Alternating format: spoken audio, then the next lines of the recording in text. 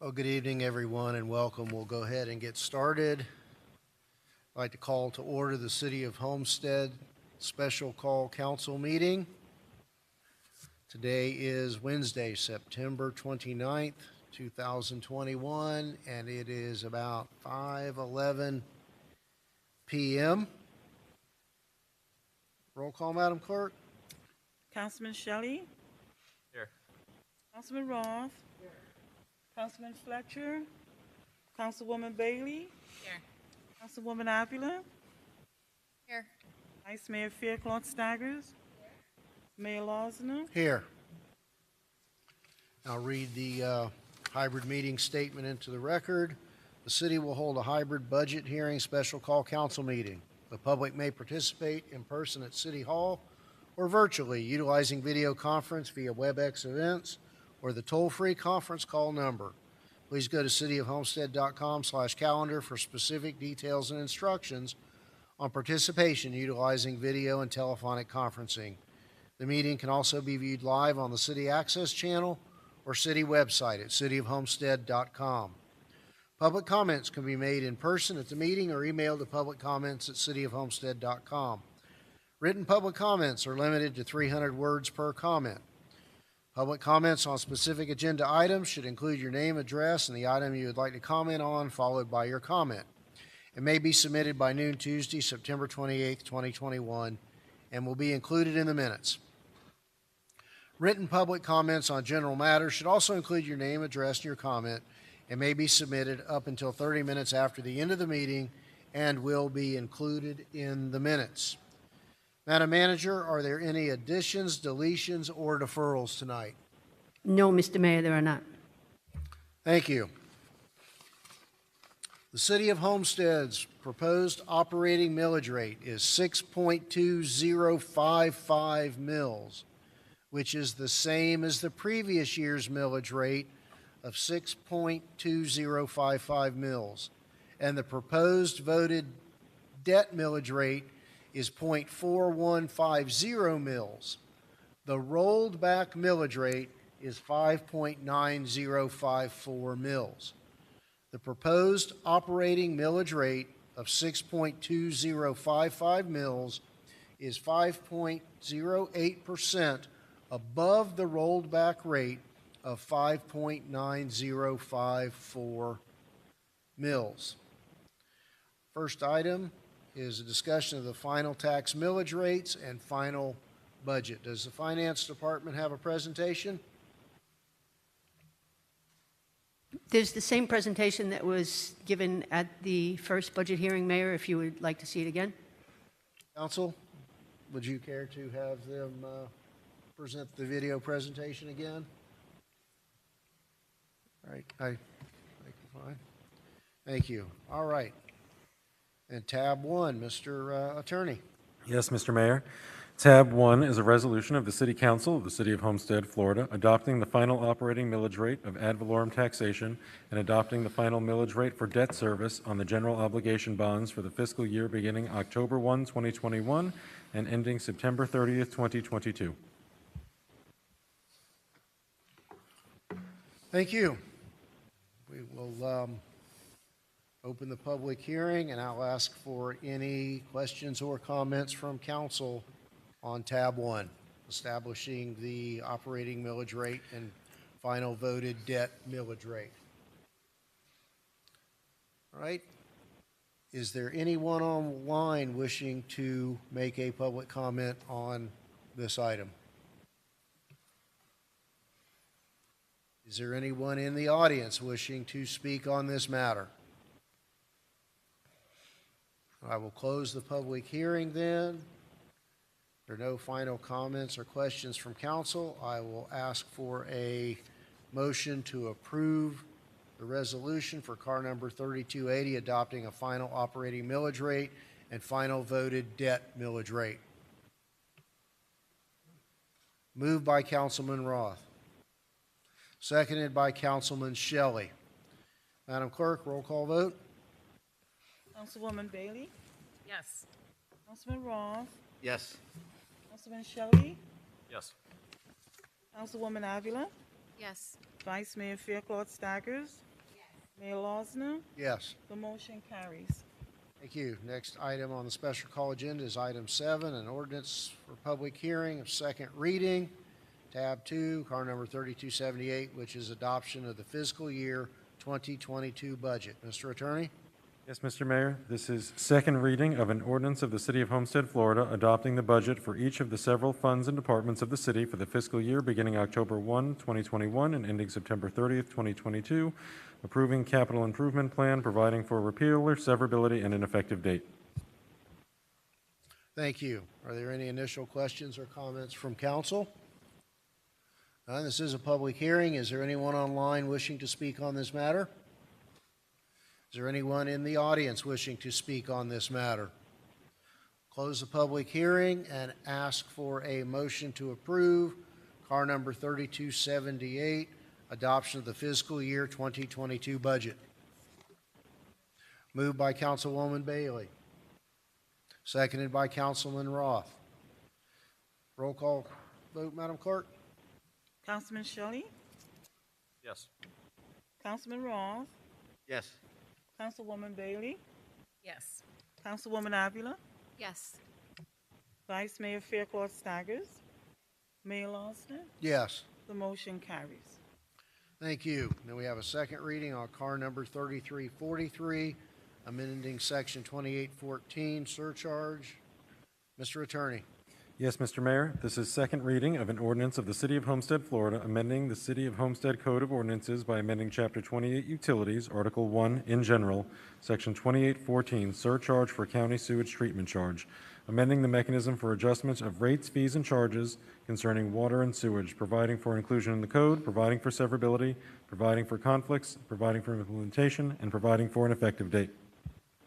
Thank you. Is there anything further staff would like to again put on the record or add on this item? No, not at this time, Mr. Mayor. Thank you. Is there anyone online wishing to speak on this matter? Is there anyone in the audience wishing to speak on this matter? Are there any questions or comments from council on tab 3? None appearing, then I will close the public hearing and ask for a motion for approval on second reading of car number 3343, amending section 28.14 surcharge. Do I have a motion to approve? I heard a motion to approve. Do I have a second? A second by Councilwoman Bailey.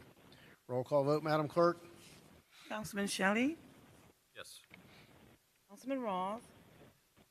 Councilwoman Bailey. Yes. Councilwoman Avila. Yes. Vice Mayor Fairclough Staggers. Mayor Losner. Yes. The motion carries. Thank you. I want to thank staff and the council for bringing us to this point. This is a momentous event. You know, with all the impacts of the pandemic, this is just a real win. In 2 years, we've managed to hire 9 new police officers. We're going to add 2 new code enforcement officers,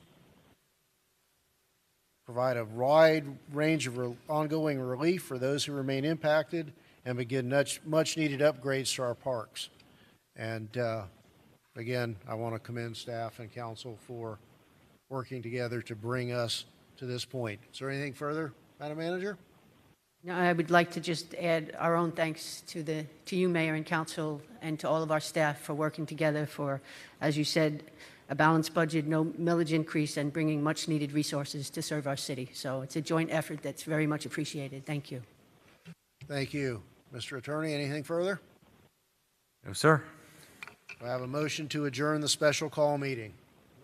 Moved by Councilman Roth.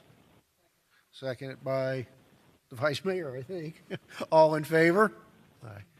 Unopposed. Thank you. This meeting is adjourned, and we will pick up on the council presentation ceremony in just a few moments. Thank you all. Well, good evening, everyone, and welcome. This is the September 29th, 2021 City of Homestead City Council special presentation agenda. I want to welcome you all to our home away from home and your home anytime you'd like to come be with us. Got a couple of presentations tonight, and the first is Jasmine Tavares from the Miami Diaper Bank with us here. Jasmine?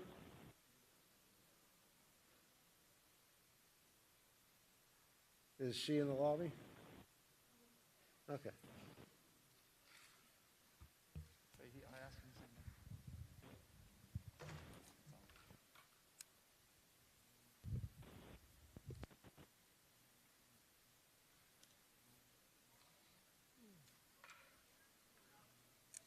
She's not here yet. We'll do yours.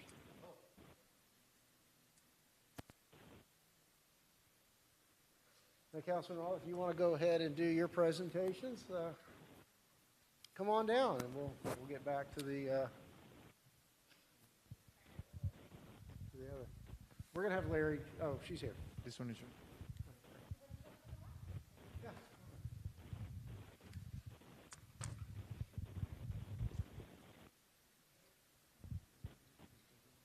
Hi. Jasmine, hi. Well, tonight we want to recognize and think about needs of the community that are always there, that so many organizations meet throughout our area. You know, in the aftermaths of tropical storms or floods or hurricanes, and continuing through the pandemic, there are so many families in need. And this is the time of year that we recognize those who help the community and the most vulnerable among us with basic needs for babies. And Jasmine Tavares is here with us from the Miami Diaper Bank, who's instrumental throughout the county in helping meet that need. And we wanted to acknowledge that organization's efforts and helping so many others that bring those needs to our community. And I have to say, you know, this is a time of year that some office holders are out kissing babies, but these are the people who are doing the important part and putting diapers on those babies. So I'd like to read this proclamation. Whereas diaper need, the condition of not having a sufficient supply of clean diapers to keep babies and toddlers clean, dry, and healthy, can adversely affect the health and well-being of babies, toddlers, and their families. And whereas national surveys and research studies report that 1 in 3 families, think about it, that's significant, 1 in 3 families struggles with diaper need, and 48% of families delay changing a diaper to extend their supply. And whereas purchasing enough diapers to keep a baby or toddler clean, dry, and healthy can consume 14% of a low-wage family's post-tax income, making it difficult to obtain a sufficient supply. And whereas the people of Homestead recognize that diaper need is a public health issue, and addressing that need can lead to economic opportunity for the families of our state and community, and improved health for children, thus ensuring all children and families have access to the basic necessities required to thrive and reach their full potential. And whereas Homestead is proud to be home to trusted community-based organizations that recognize the importance of diapers in ensuring health and providing economic stability for families, and thus distribute diapers to families through various channels. And whereas these diaper banks and their staff and volunteers served on the front lines of Homestead's COVID-19 pandemic response, helping families in our communities weather the crisis. And whereas while experiencing double, triple, or greater increase in demand for diapers due to the pandemic and economic shutdown, these diaper banks did everything in their ability to increase distributions and support children and families in need of immediate assistance. Now, therefore, I, Stephen Lossner, by virtue of the authority vested in me as mayor of the city of Homestead, do hereby proclaim the week of September 27th through October 3rd, 2021 as Diaper Need Awareness Week in the city of Homestead, and thank all of the diaper banks, their staff, volunteers, and donors for their courageous service during this crisis, and encourage the citizens of Homestead to donate generously to diaper banks, diaper drives, and those organizations that collect and distribute diapers to those struggling with diaper need. so that all of Homestead's children and families can thrive and reach their full potential. So on behalf of all of us at the City of Homestead and all of those who you have helped, we are pleased to present this proclamation to you for all that you've done. If you want. Oh, we do have to thank the City of Homestead and all throughout South Miami, South Florida, for being able to support us, because we wouldn't be able to do this without your support. So thank you. Thank you, and we will certainly Thank continue you. being your financial partner and as well as your logistic partner you. in all of your efforts. We appreciate it. Thank you, appreciate it.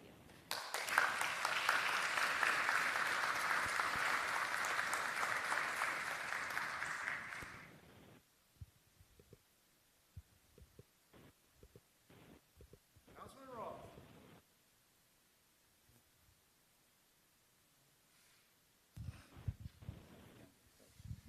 Thank you, Mayor. It's been like 2 years since I've been able to do this. Feels good. I think Councilwoman Avila, she did one not too long ago. She filled this place up. And it's always exciting to see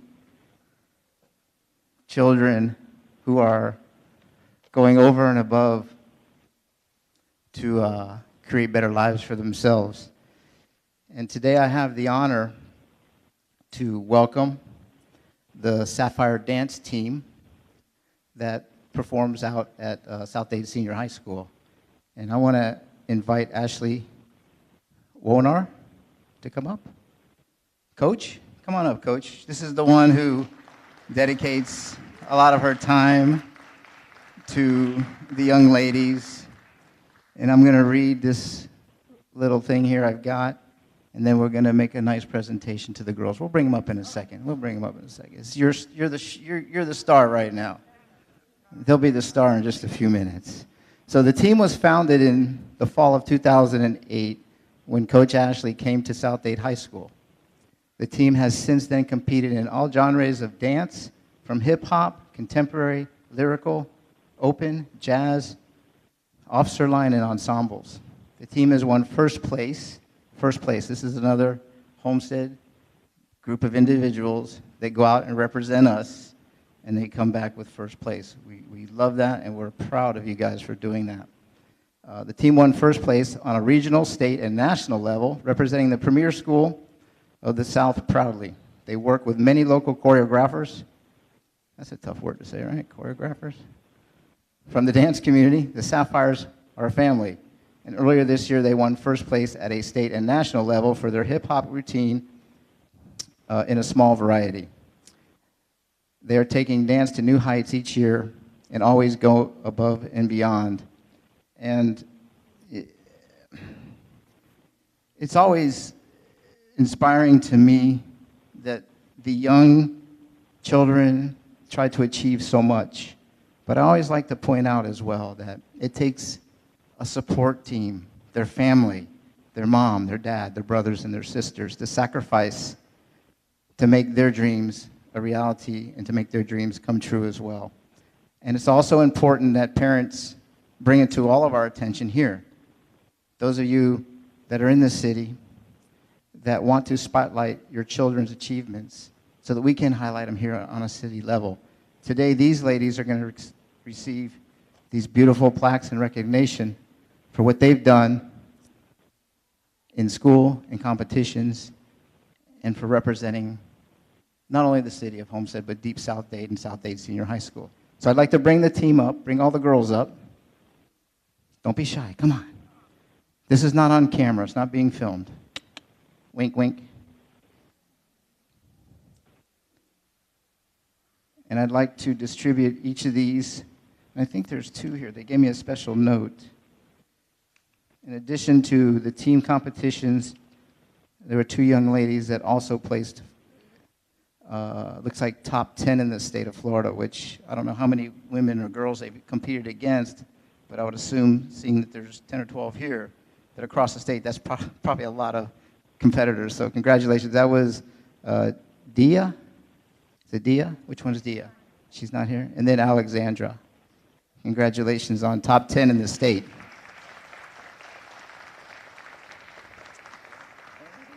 Then I'd like to individually present each of you. I have Alexandra Ramirez. Is she here? Come get your plaque. And if you guys will line up against here, that way they can get a nice picture of you guys too. Dia Roundtree. She's not here, okay. Thank you. And we have Vanessa Aguiar. Congratulations. Man, last names are not my forte. I'm just going to say Aubrey. Okay. Save me from saying that last name. Priscilla Gonzalez. Congratulations. Haley Hernandez. Not here? Okay. Alexandria Johnson. There she is. Top 10 in the state, right? Wow, top 10. Congratulations. Amaya Mathis.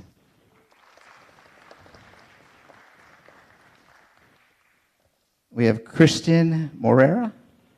Did I get it right? That's close. You're welcome. Oh boy, here's one.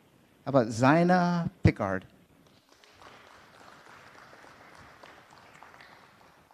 Ashley Ramirez.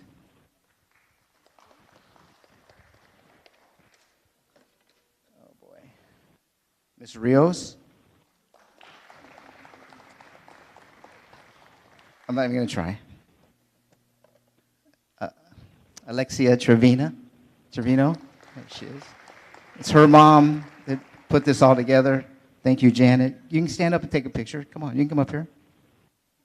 Be proud. And then last is Coach Ashley Wonar. Dedication, sacrifice. We know what it takes to be a coach of young ladies and taking them all over the place. Traveling, I can imagine that it costs you lots of money for transportation, hotels, meals, and all those things. So congratulations to what you do for these students. And then for the picture, I'd like to let's get one with the kids, and then we'll get one with their parents too, because the parents also deserve recognition for what they do, their sacrifice to make their kids better than they can be. Thank you.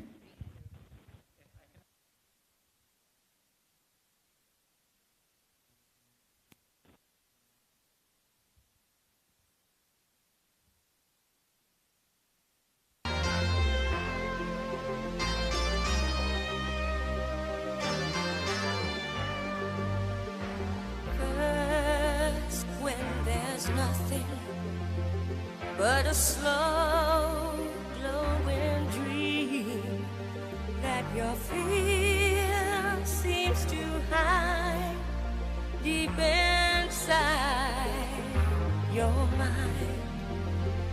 All alone I have cried silent tears full of pride in a world of steel, made of stone.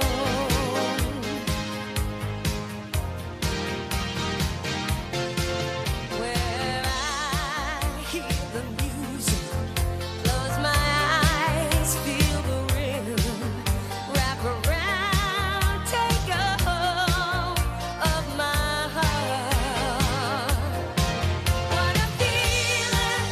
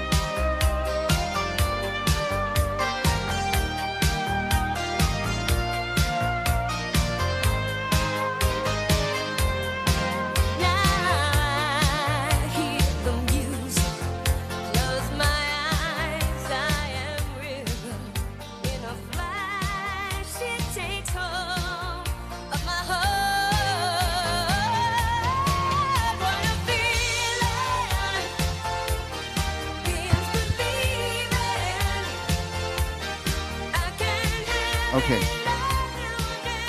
Love that song, Flashdance, right? What a feeling. Those of you that back there probably don't even know what movie we're talking about, but those of you that are my age, what a feeling. All right, so next we have something here. It looks like the CRB Spring Essay Contest winners, and I'd like to bring up Mr. Acevedo. Is he here?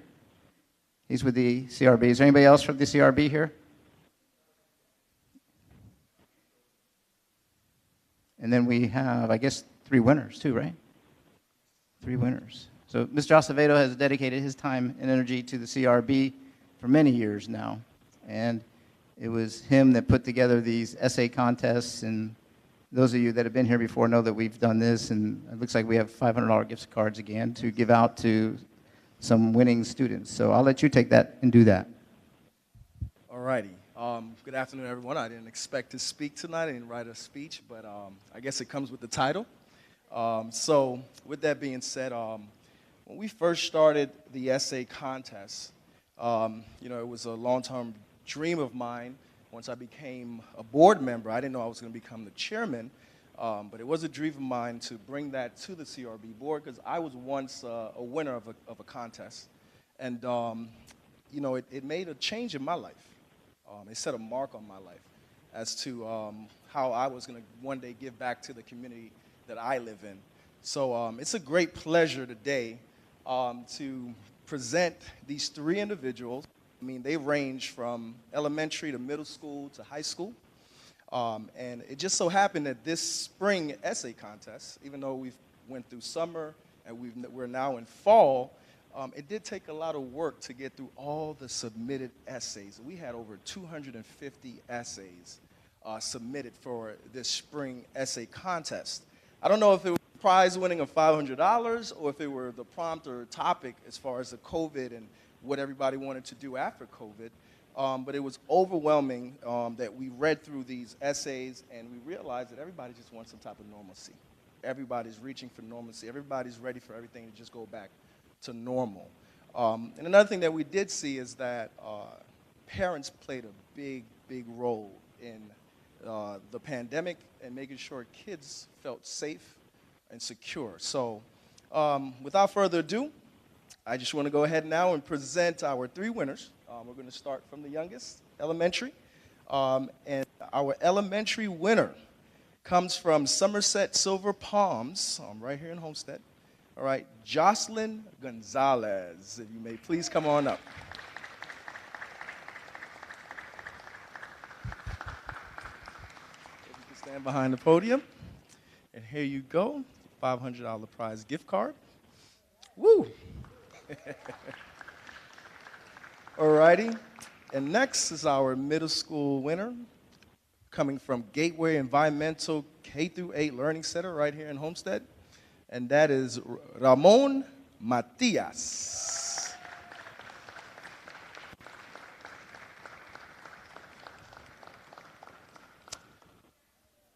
Here you go, Ramon. And luckily I've been practicing my Spanish so it rolls off my tongue very easily. And last but not least is our high school winner. From what I'm understanding, this person has actually graduated and now is attending a post-secondary educational facility. And when she was in high school, she went to the Center for International Education, a Cambridge Associate School here in Homestead. And her name is Christine Laura. Can you please make your way up?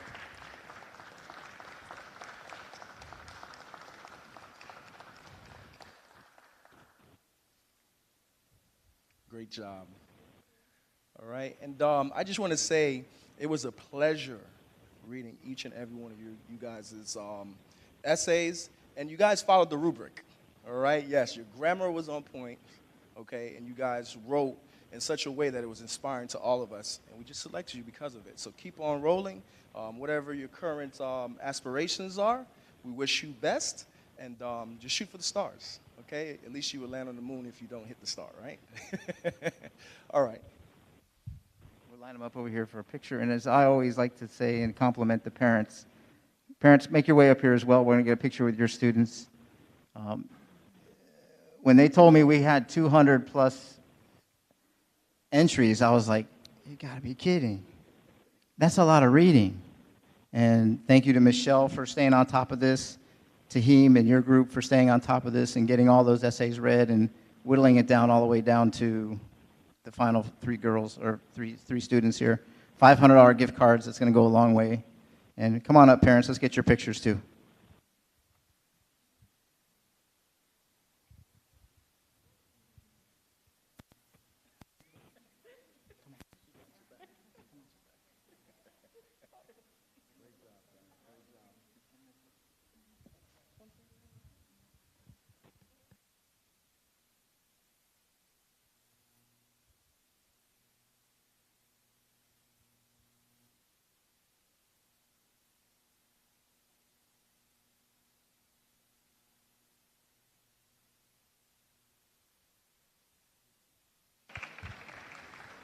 Again, thank you guys very much for participating. Tahim, thank you very much for your continued efforts and support. And Michelle, of course. Thank you, Michelle.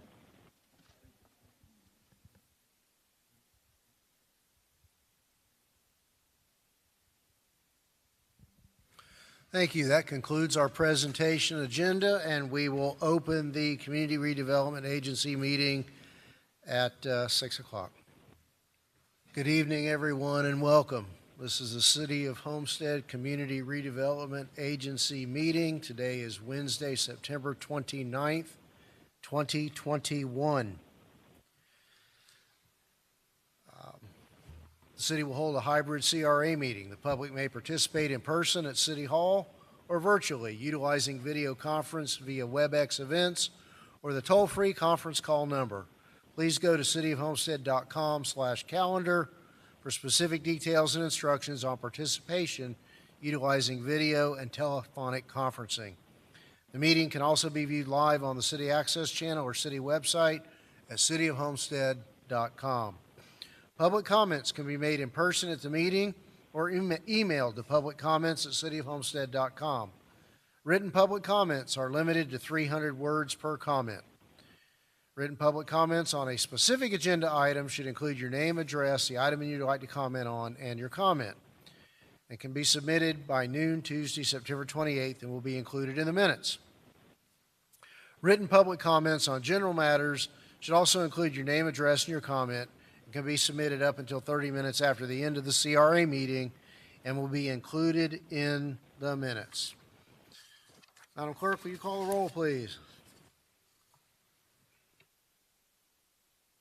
Board Member Bailey? Here. Board Member Fletcher? Here. Board Member Avila? Here. Board Member Shelley? Here. Board Member Roth? Vice Chairwoman Faircloth Staggers? Chairman Losner?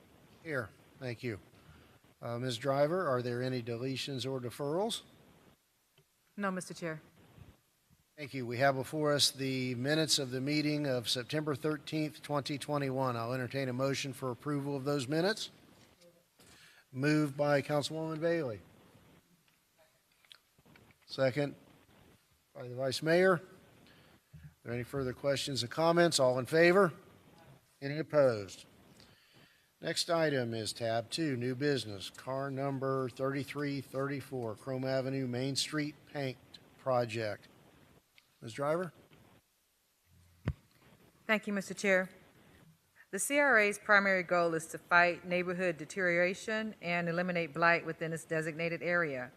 In an effort to facilitate the revitalization of downtown, the CRA is seeking to paint the exterior surfaces of several existing buildings located on Chrome Avenue, between Flagler Avenue and 2nd Street within the Historic District. Staff recommends the CRA Board authorize the Executive Director to award RFQ number 144286XR for commercial facade improvements to Alfonso All Services LLC for a total of $34,966.31. The total amount budgeted for this project is $40,000. The remaining balance of $5,033.69 will be set aside as contingency for any unforeseen repairs needed to complete the project. That's all, Mr. Chair. Thank you. Are there any questions or comments from the board? comments. All right, I'll open the public hearing. Is there anyone online wishing to speak on this matter? Is there anyone in the audience wishing to speak on this matter? The only question I would have is when we actually, and I'm going to assume you'll bring back agreements for us to approve with the individual building owners to do the work, is that correct? No, sir. The agreements with the building owner was just giving us permission to do it. That didn't need to come back before you all for approval. So we just need to approve this contract with this provider to paint the buildings. After you approve, then we'll proceed with painting. I guess my ultimate question is are we going to, as a condition to providing this benefit to the building, require that any signage that does not meet our current code be removed? This is not signage. This is strictly just painting of the building. I understand that, but this is one piece of bringing people into better condition and our downtown into conformity. And my concern is I feel just, looking up and down the street that there's probably a proliferation of signage that does not meet code. And in exchange for the benefit of getting a paint job at the expense of the city, I would like to see us have the discussion about analyzing and determining on those particular buildings whether or not there's any non-conforming signage that needs to be removed or that doesn't meet code. Okay. So help me to understand what the direction of the board is for this, because we did not include that requirement. We didn't make that a requirement for them to get the building painted. So if there's like a further step that you would like us to take, would you please clarify so I'll know which direction to go? Sure. I guess I will take some comments from the board as to my feeling or that proposal. Board members? Vice Chair. Yes, thank you, Mayor. I kind of see where you're going. If there are some non-conforming signs after we paint, then will those non-conforming signs go back up, or how would that work? So what I would suggest, since we're already ahead of this, to move forward with the project, but definitely have a conversation and follow up with these business owners to determine what are the next steps to bring their signs into conformity. Okay. So that's what I would suggest. I Thank totally you. understand Thank you, what Vice you're talking Chair. about. Board Member Shelley. Thank you, Mayor. Yeah, I'm kind of in the same boat as the Vice Mayor, and that is, I think at this point, move forward with the project. And one being because I know that we've talked multiple times about revisiting the sign code in general. So what I wouldn't want to do is go in and have a strict reading of our current sign code, enforce that, and then later find out that we're going to then allow some of the signage that ultimately was on that particular building. And then, we're kind of double, they got to spend money on that to fix a sign that we told them to take down as a condition to getting painted, or otherwise, what other concern is that the business owner says, you know what, it's not worth it to me to get the painting, so I'm just going to keep my signage right now since everyone's leaving me alone about it. And then we kind of a hodgepodge of painting, so instead of having a uniform look like we're trying to do.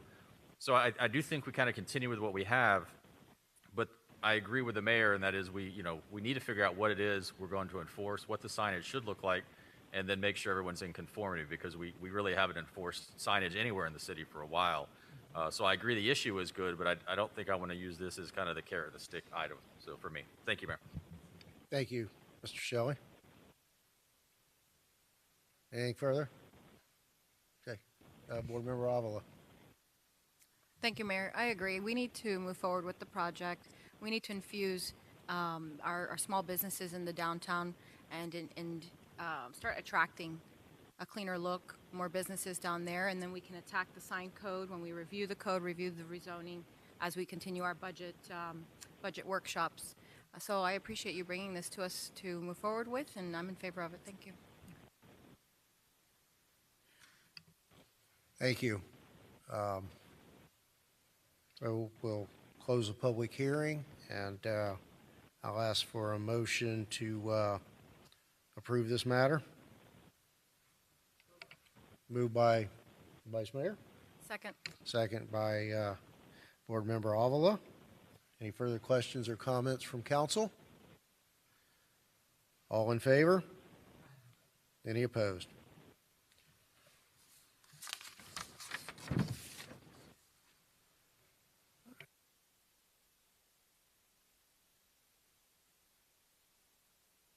Any- Driver? Mic's on. I can hear you, sir. I'm sorry. What did you? I didn't hear what you. No, what you anything further? Oh, no, sir. All right. Do we have any public comments submitted with respect to the CRA agenda? All right, then I'll entertain a motion to adjourn. Moved by Board Member Bailey, seconded by Board Member Roth. All in favor? Aye. This meeting is adjourned, and we will commence the regular City Council meeting in just a couple of moments. Thank you all. Good evening, everyone, and welcome. I'd like to call the City of Homestead City Council meeting to order. Today is Wednesday, September 29th, 2021, and it is about 6:15 p.m. The city will hold a hybrid council meeting. The public may participate in person at City Hall or virtually utilizing video conference via WebEx events or the toll-free conference call number. Please go to cityofhomestead.com/calendar for specific details and instructions on participation utilizing video and telephonic conferencing. The meeting can also be viewed live on the City Access channel or city website at cityofhomestead.com. Public comments can be made in person at the meeting or emailed to publiccomments@cityofhomestead.com. Written public comments are limited to 300 words per comment. Written public comments on specific agenda items should include your name, address, the item that you'd like to comment on, and your comment. It can be submitted by noon on Tuesday, September 28th, 2021, and will be included in the minutes. Written public comments on general matters should also include your name, address, and your comment, and may be submitted up until 30 minutes after the end of the council meeting and will be included in the minutes. Please stand and join with me in the Pledge of Allegiance. I pledge allegiance to the flag of the United States of America and to the republic for which it stands, one nation, under God, indivisible, with liberty and justice for all. Thank you. Please be seated.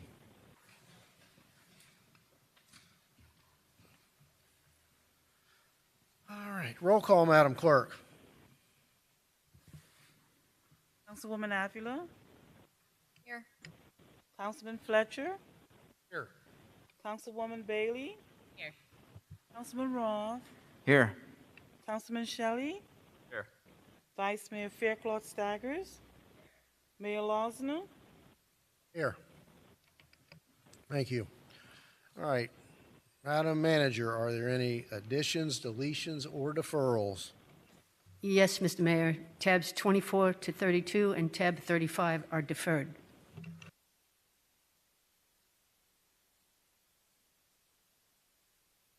Is the Parker Point items? Yes, it is. Yes, sir. At our request or theirs? Their request. Interesting. Okay. All right, so I think we need a motion to defer. Yep. Moved by Councilwoman Avila to defer. We have a second. Second by Councilman Roth. Roll call. Councilwoman Bailey, Yes. Councilman Roth, Councilman Fletcher, Yes. Councilwoman Avila, Yes. Councilman Shelley, Yes. Vice Mayor Faircloth Staggers, Mayor Losner. Yes to defer. The motion carried. Thank you. Next item, agenda item 4 is the consent agenda. I'll entertain a motion to approve the consent agenda. Moved by Councilman Roth, seconded by Councilwoman Bailey. Are there any further questions or comments? All in favor? Any opposed? All right. Agenda item number 5, public hearings, ordinances, land use items, etc. Mr. White. Yes, please be advised the following items on the agenda are quasi-judicial in nature. If you wish to comment upon any of these items, please indicate the item number you would like to address when the announcement regarding the quasi-judicial item is made. An opportunity for persons to speak on each item will be made available after the applicant and staff have made their presentations on each item. Swearing in, all testimony, including public testimony and evidence, will be made under oath or affirmation. Additionally, each person who gives testimony may be subject to cross-examination. If you do not wish to either be cross-examined or sworn, your testimony will be given its due weight. The general public will not be permitted to cross-examine witnesses, but the public may request the council to ask questions of staff or witnesses on their behalf. The full agenda packet on each item is hereby entered into the record. Persons representing organizations must present evidence of their authority to speak for the organization. Further details of the quasi-judicial procedures may be obtained from the clerk. In accordance with Code Section 2-591, any lobbyist must register before addressing the council on any of the following items. At this time, council members must disclose any ex parte communications concerning any items on the quasi-judicial agenda this evening. Councilman Shelley? Yeah, I just had a brief conversation on tab 20 with a representative for the applicant. Councilman Fletcher? Yes, sir, thank you. That will be tab 20 and 21. Thank you. Vice Mayor? Yes, that would be tabs 16, 17, 18, 19, and the deferred items, but those. That's it. Thank you. Thank you. Councilman Roth? None. Councilwoman Bailey? 15, 20, and 21. Thank you, Mayor. Councilwoman Avila? All of the above. And I have had no conversations with those that will be, regarding those that will be going forward tonight. So at this time, I'd ask the clerk to swear in any persons who wish to testify in any quasi-judicial item. So that anyone in the audience who wishes to speak tonight, please stand, raise your right hand to be sworn by the clerk. Do you hereby swear or affirm to tell the truth and nothing but the truth, so help me God? Thank you. You may be seated. So the first item on your quasi-judicial agenda this evening is tab 15. It is a second reading of a rezoning. There is a companion legislative item, which is the future land use map amendment, which is tab 33. So, Mayor, I could introduce both of those. You could hear the FLUM amendment first, followed by the second, the rezoning, collectively discuss, public hearing, and then vote on the FLUM amendment first, and then the rezoning. Let's go that route. They have to travel together. Thank you. Right, so switching over to tab 33 is a second reading of an ordinance of the City of Homestead, Florida, amending the comprehensive plan future land use map designation requested by ALENA CORP for an approximately 17.6 acre parcel of land from the light commercial use to the neighborhood mixed use for property generally located at north of Maury Drive, east of North Homestead Boulevard, south of Harrisfield Park, and west of Northeast 12th Avenue, as legally described in Exhibit A, providing for conflict, severability, and providing for an effective date. Second and final reading. Tab 15 is the second reading of an ordinance of the City of Homestead, Florida, approving the rezoning requested by ALENA Corps of an approximately 17.61 acre parcel of land from the restricted retail commercial B1 zoning district to the neighborhood mixed use zoning district for property generally located north of Maury Drive, east of North Homestead Boulevard, south of Harrisfield Park, and west of Northeast 12th Avenue, as legally described in Exhibit A, providing for conflict, severability, and providing for an effective date. Second and final reading. Thank you. Are there any initial questions or comments from council? None. I'll open the public hearing, and the applicants at the podium, I'd like you to give us your name and address for the record and the capacity in which you are here. And we understand we're hearing both tabs 33 and 15. Good evening, Mayor. My name is Javi Vasquez and Commissioner members.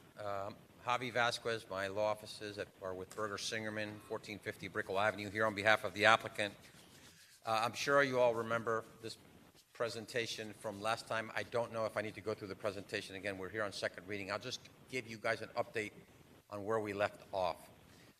This application is before you, and I'm just going to just show you something real quick. I think you remember this bird's eye view, where it's a neighborhood mixed-use product, which is unique to the city of Homestead. We're very proud of the Florida vernacular architecture that this architect has presented.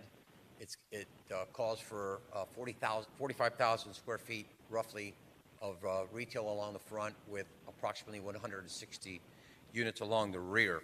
Because this application comes before you without a plan, there was a preference. I'm not going to call it uneasiness, but there was a preference. There would be some type of commitment to what I'm showing you, and what I proffered to do was to submit a declaration of restrictions, which we have. It's been submitted, reviewed, together with an opinion of title. And what the covenant does is mentions the plan that has been presented in the public hearing process, that although are not formally reviewed for purposes of these applications, nor are they tied to the plans, the owner has assured the city council, and I'm reading from the covenant, that the formal site plans to be submitted as part of the site plan approval process, which will follow this rezoning and FLUM amendment process, will include elements such as the mixed-use component, assuring that the retail component is located along the US 1 frontage, with the retail component being located along the rear, and that the height of the retail shall be limited to a height of 35 feet, while the residential shall be limited to a maximum of 3 floors. And we have also included in the declaration of restrictions the assurances that the owner intends to rent the residential dwelling units at market rate. And those are the points that we took very careful notes about at the first reading. This comes before you with a staff recommendation of approval. We are respectfully requesting approval on second reading tonight, and thankful that you're taking both items together. And I'm here to answer any questions you may have. Thank you, Mr. Vasquez. Any questions from council? Councilman Shelley. I have I guess more of a comment, not necessarily related to the nuts and bolts of this application. So if anyone else has any of those questions, I'll let you go first, but then come back to me before we get to a motion or a vote. Go ahead, Mr. Councilman Shelley. All right, thank you, Mayor. So one of the things I wanted to raise, we have members of the Homestead Rodeo Association here in the audience, and for the last couple of years, they've utilized this particular parcel of land for overflow parking for the Homestead Rodeo Association event. So the question I had to you as you're moving through this process, if you have an idea of when you'll actually break ground and start construction, because their event's coming up in January of 2022. And so the idea would be, whether you could work with them or have the property owner work with them to still utilize that space until you guys actually start constructing there. I think they'd indicated that the current property owner is leasing to a farmer, and there's currently a clause in the lease that won't allow them to sublease to them this year or going forward to next year. So I just wanted to raise that as see if you can assist them and help them still utilize that space up until the point that you guys actually start breaking ground to construct. Not only 2022, but even if in the following year we're still not at a point of delivering anything, we would certainly be delighted to work with the Rodeo Association for the parking. We spoke about that. I don't know how much space that would require. I don't know how much compacting and whose expense that would be, but we are happy to do that. The Fraga family and the Sosa family, they want to be corporate, good corporate citizens, and we will be happy to work with the Rodeo Association so long as we can and until such time as. Understood. No, thank you very much for being willing to do that. And you have two representatives right there in the Homestead Rodeo Station shirts. You can get together, work with them, and thank you very much for being willing to work. So thank you, Mayor. That's all I have. Thank you, Councilman Shelley. Anything further from council? Again, Mr. Vasquez, I want to compliment you on the good faith efforts, no foot dragging, no messing around. You heard our concerns and comments and immediately brought them back with no delay. And again, everybody has their idea of architecture. This is one of mine, and thank you for bringing this. I think it's appropriate to our community, and that's a nice change. So I want to thank you for that. So we'll open the public hearing and ask if there's anyone online wishing to speak on either of these items. Is there anyone in the audience wishing to address either of these, either tab 33 or tab 15 for this project? All right, we'll close the public hearing then, and I will ask for a motion of approval for tab 33, which is the FLUM amendment. Is that correct? We have a motion to approve. Moved by Councilman Shelley. Seconded by Councilman Fletcher. Roll call, Madam Clerk. Councilman Fletcher, Yes. Councilman Roth, Councilman Shelley, Yes. Councilwoman Bailey, Yes. Councilwoman Avila, Yes. Vice Mayor Faircloth Staggers, Mayor Lozner. Yes. The motion carries. All right, next item is tab 15, is the rezoning from B1 to NMU district. Do we have a motion to approve? Moved by Councilwoman Bailey. Seconded by Councilman Roth. Roll call vote. Councilman Roth, Councilman Fletcher, Yes. Councilwoman Avila, Councilman Shelley, Councilwoman Bailey, Yes. Vice Mayor Faircloth Staggers, Mayor Lozner. Yes. Motion carries. Thank you so much. Appreciate Thank you being to your here. staff, amazing staff, and I'll be giving my card to the rodeo folks, and we look forward to the next phase of this project. Thank you so, so much. Very good. Thank you. Mayor, can I just say one thing? Councilman Roth. Thank you, Mayor. And this is just a comment to the city staff and parks. The rodeo's been in our community for 67 years, 68 years, Shelley, maybe, something like that. And every year they have an issue with logistics and parking at Harris Field. And it's my hope that whether they get 2022 or 2023 to utilize the field to the south, that we somehow work together and preserve the southernmost rodeo for as long as we possibly can. And parking is a big concern for them. I know that Steve and Jim are here tonight, and they didn't get an opportunity to speak. They really didn't need to because things were worked out so far.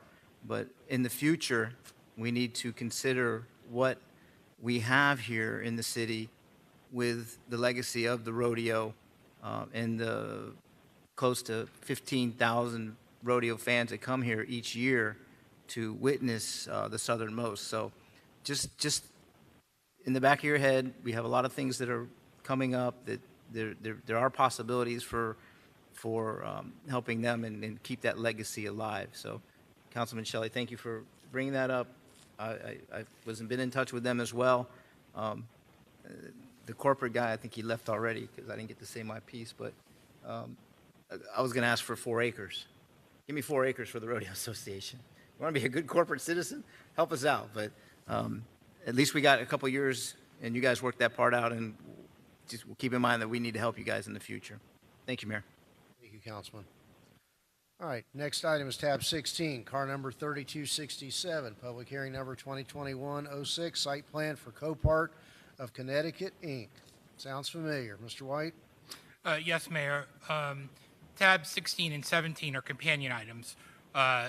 16 is the site plan, and tab 17 is the corresponding tentative plat. I can introduce both of those collectively, have a public hearing, discussion, take separate votes on each. Sure. Thank you. Tab 16 is a resolution of the City of Homestead, Florida, granting site plan approval requested by COPART of Connecticut, Inc. for the development of a vehicle storage facility on an approximately 59.36 acre parcel of land, generally located north of Alex Muxo Jr. Boulevard, east of Southwest 152nd Avenue, south of Park of Commerce Boulevard, and west of Southeast 38th Avenue, as legally described in Exhibit A and providing for an effective date. Tab 17 is a resolution of the City of Homestead, Florida, granting tentative plat approval requested by COPART of Connecticut, Inc.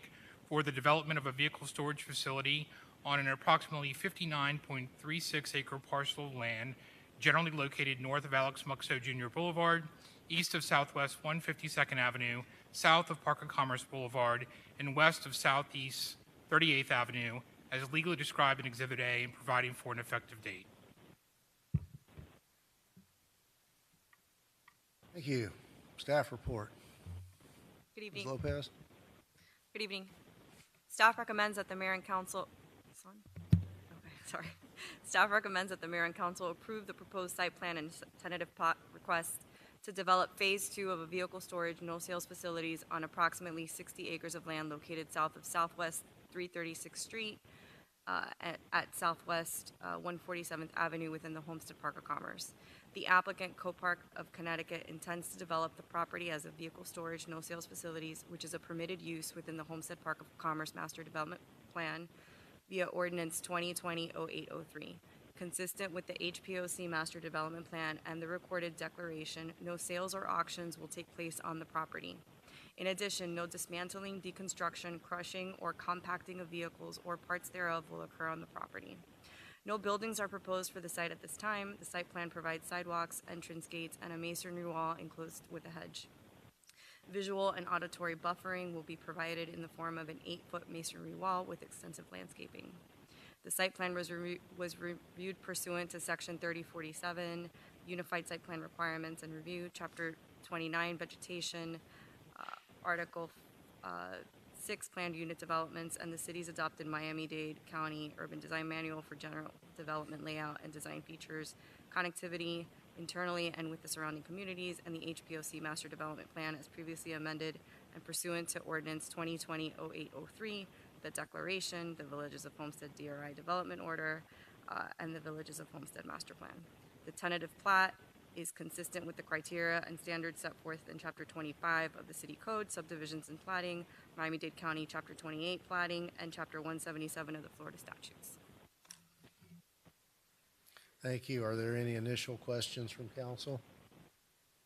Okay, I'll open the public hearing, and I know the applicant's represented. Good to have you back in the room with us. It's nice to be here. It's been a very long time. My name is Tracy Slavens. My address is 701 Brickell Avenue, Suite 3300. Mayor and Council, I'm here tonight on behalf of COPART of Connecticut to present to you their Phase 2 site plan. As you recall, last year the property was rezoned through the modification of the Homestead Park of Commerce PUD, and a site plan was approved for Phase 1. This Phase 2 is the second portion on the south side of Park of Commerce Boulevard. It's a 60-acre site that lagged behind Phase 1 because we needed to clear environmental permitting through the Army Corps of Engineers. The Army Corps determined that there are no jurisdictional wetlands on the property and cleared us to move forward with development. So with that, we filed the application for the 60-acre site, which is before you this evening, for site plan approval and tentative plat approval. The site plan, as Michelle and staff has mentioned, does not propose any buildings at this time. It is vehicle storage for catastrophic response that COPART does following hurricanes and other natural disasters. The site will be cleared. It's in the process of being cleared. If you've driven past it recently, you'll see that there has been some work on the property, and it will be filled and graded and landscaped to resemble the frontage of a residential community, with 2 layers of street trees on the outside of the masonry wall and a clusia hedge, and then trees on the inside of the wall as well to provide visual and sound buffers. Like the sister site to the north, the site is designed to be clean with orderly grids for storage, and the lush landscaping will serve as a buffer as described. Here's a detail providing the tree types and shrubbery types of green buttonwood trees and clusia hedges for the hedge buffer, which grows quickly and thickly. This is a cross-section of Park of Commerce Boulevard, where you can see that a person walking on the sidewalk will be well sheltered from any activities going on inside. And this is a line of sight drawing towards Kingman Road of the closest potential residential property that could have visibility. And this shows that with the 900 feet of distance and the lake and landscaping that will be in between, visual buffering is adequate to make sure that no one can see inside the site. I also want to reiterate our truck route, which was put into the declaration of restrictions that runs with this property. Trucks will keep off of Kingman Road. They will use Palm Drive and 137th Avenue to access the property from the east side. Lastly, another item that COPART has committed to do is to rehabilitate and refurbish and landscape the Park of Commerce entrance feature. We're working currently with the Public Works Department to permit the improvements, which will include painting the walls, new signage, and landscaping, including palms behind the wall. This is a rendering of what it will look like when it's completed, and the timing of this is intended to track with the Phase 1 site plan improvements. One other item that COPART had committed to last year that they are still working with the city to determine the future of is the lake. It is currently a common area for the Park of Commerce, but it is controlled by the association that is controlled by COPART. And if the city in the next 3 years desires to convert this into a park, COPART will work with the city to make improvements and provide for maintenance for the park. And I want to reiterate what staff mentioned in their report, that this is not a junkyard, this is an outdoor storage facility. It complies with the Homestead Park of Commerce Master Plan, and no variances are being sought at this time.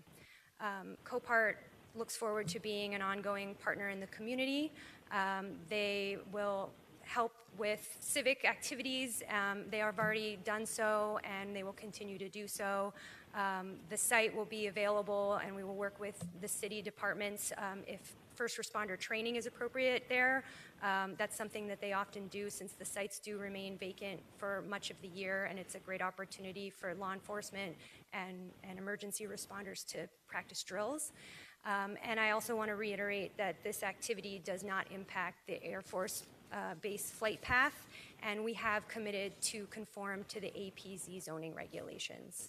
So with that, I will conclude my presentation, and I'm here to answer any questions you may have. Thank you, Ms. Slavens. Let's first hear, is there anyone online wishing to speak on this matter? Okay, is there anyone in the audience wishing to speak on this matter? If so, please come forward and give us your name and address. For the record, we've got 3 minutes. Okay, and I'll close the public hearing then and turn it over to council for any final questions or comments to staff or the applicant. Couple quick questions. These are more timing than anything. In terms of the sign refurbishment and the Kingman Road landscaping, here's why I'm asking. Next October, Homestead has been awarded a premier racing date for next October. And I would certainly, it would make me feel really good if at least the Park of Commerce sign were refurbished at that point, and even some of the Kingman Road landscaping, so that we can, again, put our, put a better face forward when tens of thousands of folks come to Homestead for a, first time in, I guess, 3 years, full-on racing event. Is that out of the realm of possibility? No, not at all. It is our expectation that the Phase 1 improvements will start in the next month, and we expect them to be completed by the end of the year. So assuming we can get through the Public Works permitting, because the sign is on public right-of-way, it should be under construction in the fourth quarter of this year, so starting next month. And then the Kingman Road landscaping, probably that not? will be done probably before summer 2022. So we would start permitting on the Kingman Road property this next 2 months and complete probably by late spring. Like, just a thought that I had to kind of mesh, some timelines together. Yes, they align. As you did with getting it on the tax rolls the first of this year. Appreciate that. All right, thank you. You're very welcome. Anything further from council? Okay. Did you have something, Councilman Roth? All right. So we'll close the public hearing then, and I will entertain a motion for approval of the tentative replat for COPART of Connecticut, Inc., tab 17. We have a motion to approve. Moved by Councilman Roth. Do I have a second? Second by Vice Mayor. All right. There's nothing further then. Let's have a roll call vote. Councilman Shelley? Yes. Councilwoman Bailey? Yes. Councilman Roth, Yes. Councilman Fletcher, Yes. Councilwoman Avila, Yes. Vice Mayor Fairclough Staggers, Mayor Losner. Got to be consistent, no. I said no. Thank you, Mayor. The All right. motion carries. All right, and then tab, well, that was 16, right? That was 17. So 16, site plan. 16 site plan, okay. So do we have a motion to approve the tab 16 site plan approval? Moved by Vice Mayor, second by Councilman Roth. Roll call vote, Madam Clerk. Councilwoman Avila, Councilman Shelley, Yes. Councilman Fletcher, Councilman Roth, Yes. Councilwoman Bailey, Yes. Vice Mayor Fairclough Staggers, Mayor Losner. No. The motion carries. Thank you very much. Moving That on take- to, I'm sorry. What's that, Mr. White? Just gonna, moving on to your next two items on the agenda, tabs 18 and tabs 19. There are corresponding applications for a proposed new restaurant. Tab 18 is the resolution for site plan, and tab 19 is a waiver of plat application. I can introduce both. Tab 18 is a resolution of the City of Homestead, Florida, granting site plan approval requested by Raising Cane's Restaurant LLC for the development of an approximately 3,267 square foot restaurant on an approximately 0.99 acre parcel of land, generally located on the northeast corner intersection of Northeast 8th Street, Campbell Drive, and Southwest 157th Avenue, as legally described in Exhibit A and providing for an effective date. Tab 19 is a resolution of the City of Homestead, Florida, granting a waiver of plat requested by Raising Cane's Restaurant LLC for the division of property totaling approximately 1.83 acres, generally located on the northeast corner intersection of Northeast 8th Street, Campbell Drive, Southwest 157th Avenue, as legally described in Exhibit A and providing for an effective date. Thank you. Ms. Lopez? Staff recommends that the mayor and council approve the requested site plan amendment and waiver of plat request for a proposed 3,267 square foot restaurant on an approximately 1 acre parcel located at 2301 Northeast 8th Street. The site plan proposed by the applicant, Raising Cane's LLC, includes a drive-through and outdoor seating feature.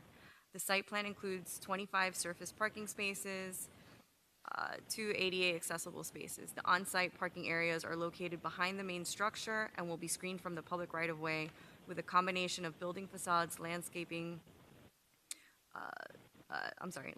streetscape elements. Ingress and egress to the proposed restaurant will be accessed through a full access driveway along Northeast 10th Court. Architecture for the building exterior includes steel with carbon grade finish, vintage metal finish, Belden Norman brick, Boral Alamo modular brick, cement stucco, and black aluminum. The property is zoned B2 Retail Commercial District with the future land use map designation of light commercial use. The property was originally platted and part of an approximately 36.97 acre parcel, which is known as the Homestead Pavilion Commercial Shopping Center, approved via Resolution 2007-0780. Pursuant to Resolution 2009-0675, the city approved a site plan for what we all refer to as the Red Lobster restaurant, which was 7,443 square feet. As part of the Homestead Pavilion Shopping Center, the subject property is subject to a recorded declaration of easements for access and parking. The proposed site plan has been reviewed for compliance with all applicable city code provisions, including but not limited to city code provisions set forth in 3047 Unified Site Plan Requirements and Review, Chapter 29 Vegetation, Article 3, Division 12, which is the B2 Retail Commercial Standards. The city's adopted Miami-Dade County Urban Design Manual for general development layout and design features, connectivity internally and with the surrounding communities, and Chapter 30, Article 4, Division 9, Mixed Use and Non-Residential Development Standards. The waiver of plat has been reviewed for compliance with the applicable city code provisions set forth in City Code Section 2518, Waiver of Plat, Section 2519, Plat Waiver Procedures, Miami-Dade County Chapter 28 Platting, and Chapter 177 of the Florida Statutes. Thank you. Are there any questions from council before we hear from the applicant? Okay. Well, thank you. Good evening, board members. Good evening, Mayor and council members. I'm Vanessa Madrid with the offices of Holland and Knight, located at 701 Brickell Avenue, and I'm here today joined by my colleague, Tracy Slavens. As staff mentioned, the property in question is located at the intersection of Campbell Drive and 157th Avenue. As you probably know, is the Red Lobster, which has recently closed. The property is also located in the Homestead Pavilion Shopping Center at the corner of the intersection, and it's going to be subdivided into 2 lots, and the subject application only concerns one of the 2 lots. The property has a land use designation of light commercial use, and it's zoned B2, also surrounded by parcels on all sides zoned B2. The proposed use is a restaurant. It's a restaurant, Raising Cane's, with a drive-through component, and the use as proposed is permitted as of right in the B2 zoning district. So here's an image of what the property looks like today, and this is what we're proposing. The proposed design, as you can see, has a variation of materials and textures and colors, and has been designed to meet all applicable development regulations, including the Campbell Drive East Corridor standards. The project has been custom designed for this particular location to be compatible with the character of the shopping center and also the Campbell Drive corridor. The overall configuration has also been very thoughtfully designed because, as Michelle mentioned, there is a parking and access easement in place, which we had to work around because the parking areas and driveways needed to remain untouched. So in particular, the building placement and orientation were very strategically achieved for this location. Here's another image of the proposed elevation. The surface parking will be concealed by the building facades. The parking will be located behind the building, and the parking proposed will exceed the required amount. So here you can get a better image of the boundaries of the proposed site. On this aerial, I'd like to talk to you a little bit about the drive-through operations. A traffic study was performed for the site and submitted and reviewed by staff. The conclusion is that the traffic impacts will be de minimis. There's going to be less than 1% in traffic impacts, so we meet the adopted levels of service for this site. And because of the drive-through operations, we also performed a queuing analysis, and there will be also no significant impacts. There's enough storage length to store about 30 cars, which is more than about twice than most sites with drive-through operations. So with the dual drive-through lanes and the dual ordered boards, there should be no stacking issues anticipated for this site either. Here's an image showing you that there will be ample landscaping concealing all the operations for the drive-through and also the parking from the right-of-ways. And so the site has been designed in a manner that will be beautified and also to improve that corner of the intersection. In terms of circulation, the same will be retained from what it functions today. We're going to maintain the point of access on Northeast 10th Court as the point of access for the property. And now that I've told you about the proposed project, I want to take a couple of minutes to talk to you about the Raising Cane's story, since it's a brand that maybe you are not familiar with. This is certainly one of the first Raising Cane's restaurants that will be coming into South Florida, so we're very excited to be introducing this restaurant here tonight. And the company was founded by Todd Graves.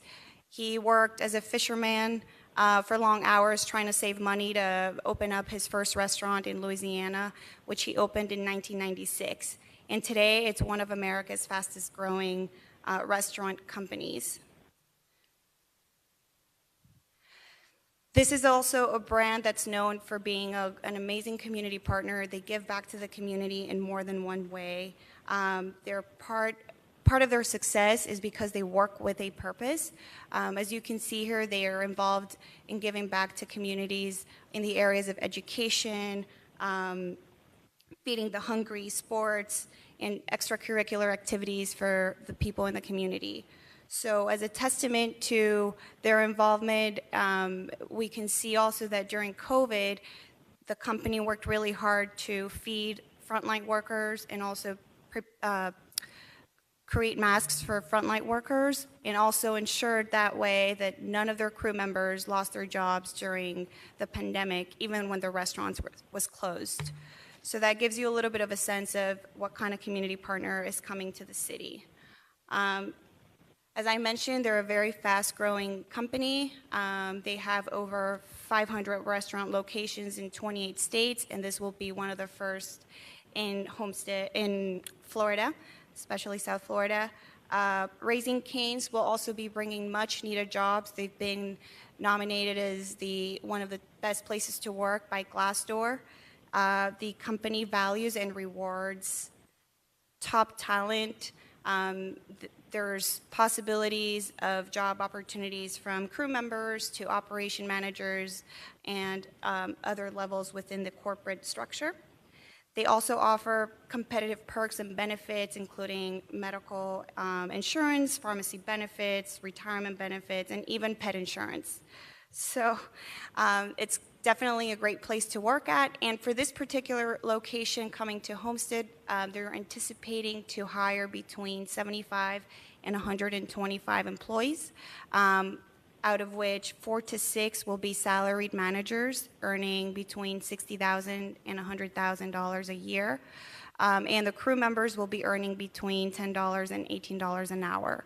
So they're great paying jobs for our Homestead residents. And with that being said, we hope you're as excited as we are to bring this brand to the city. And I'm here to answer any questions. So is the team that worked with us on this application. Thank you. Thank you. Let's take a moment and see if there is anyone either online or in the chambers here tonight who wish to speak on either direction on this application. Anyone online? Is there anyone in the audience? Please go ahead and come forward and give us your name and address for the record.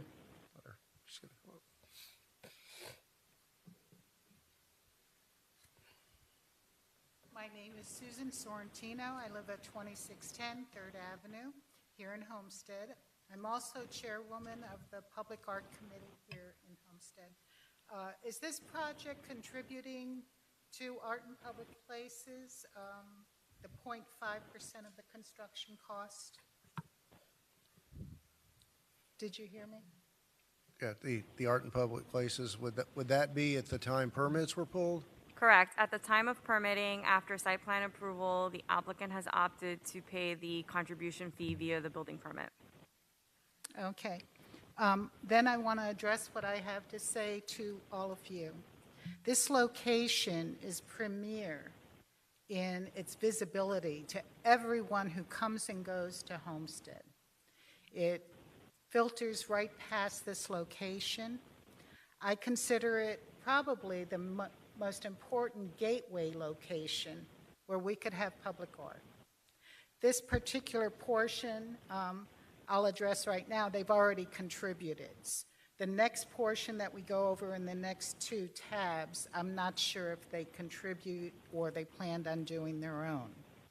But what I would like all of you to keep in mind that PAC is an advisory committee, and we need to go by our city code for approvals on art projects.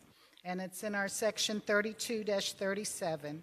An application for placement of art on private property or donation to the city shall be submitted to the city council after review of recommendations of PAC.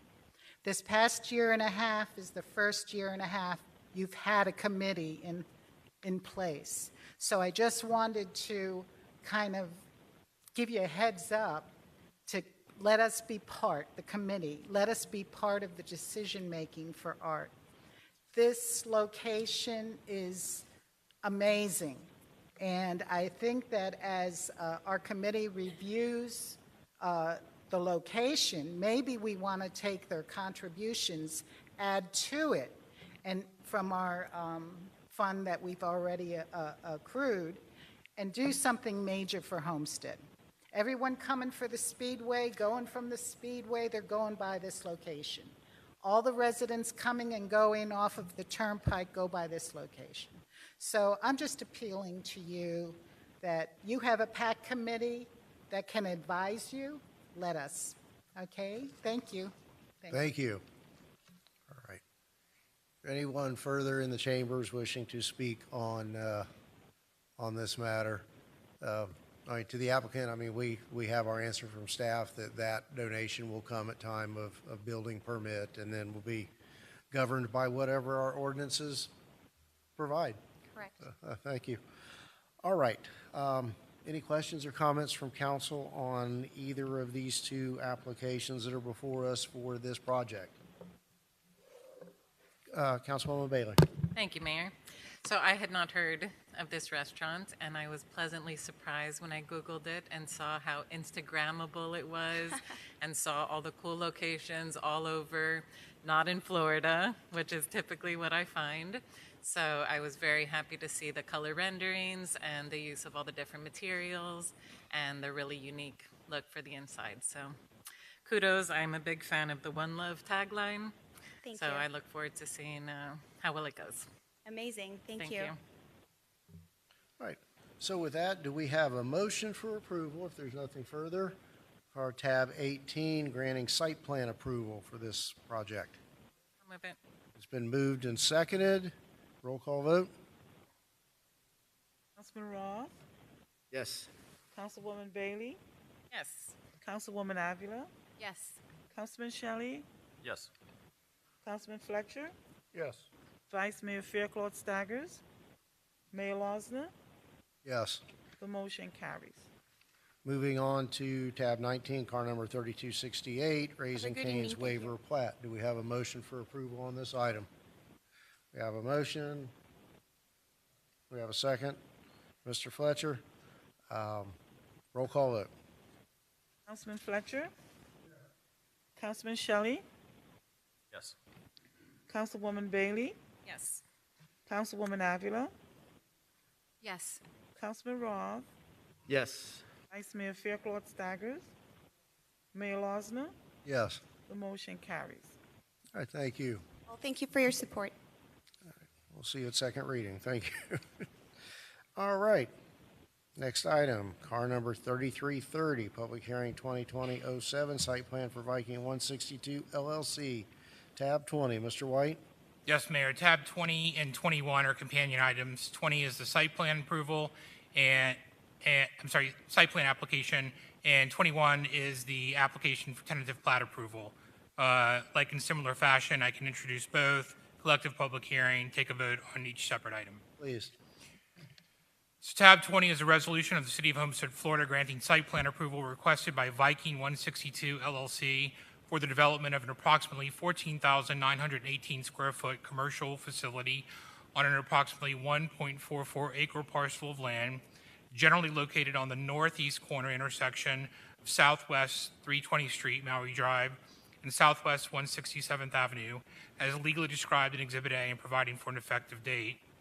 Tab 21 is a resolution of the City of Homestead, Florida, granting tentative plat approval requested by Vikings 162 LLC for the development of a commercial retail facility on approximately 1.44 acre parcel of land, generally located on the northeast corner intersection of Southwest 320 Street and Southwest 162nd Avenue, as legally described in Exhibit A and providing for an effective date.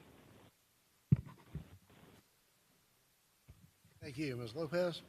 Staff recommends that the mayor and council approve the proposed site plan with conditions and tentative plat requested by Viking 162 LLC for a proposed 14,918 square foot commercial retail facility on approximately 1.43 acre vacant parcel located at the northeast intersection corner of Southwest 320th Street and Southwest 162nd Avenue.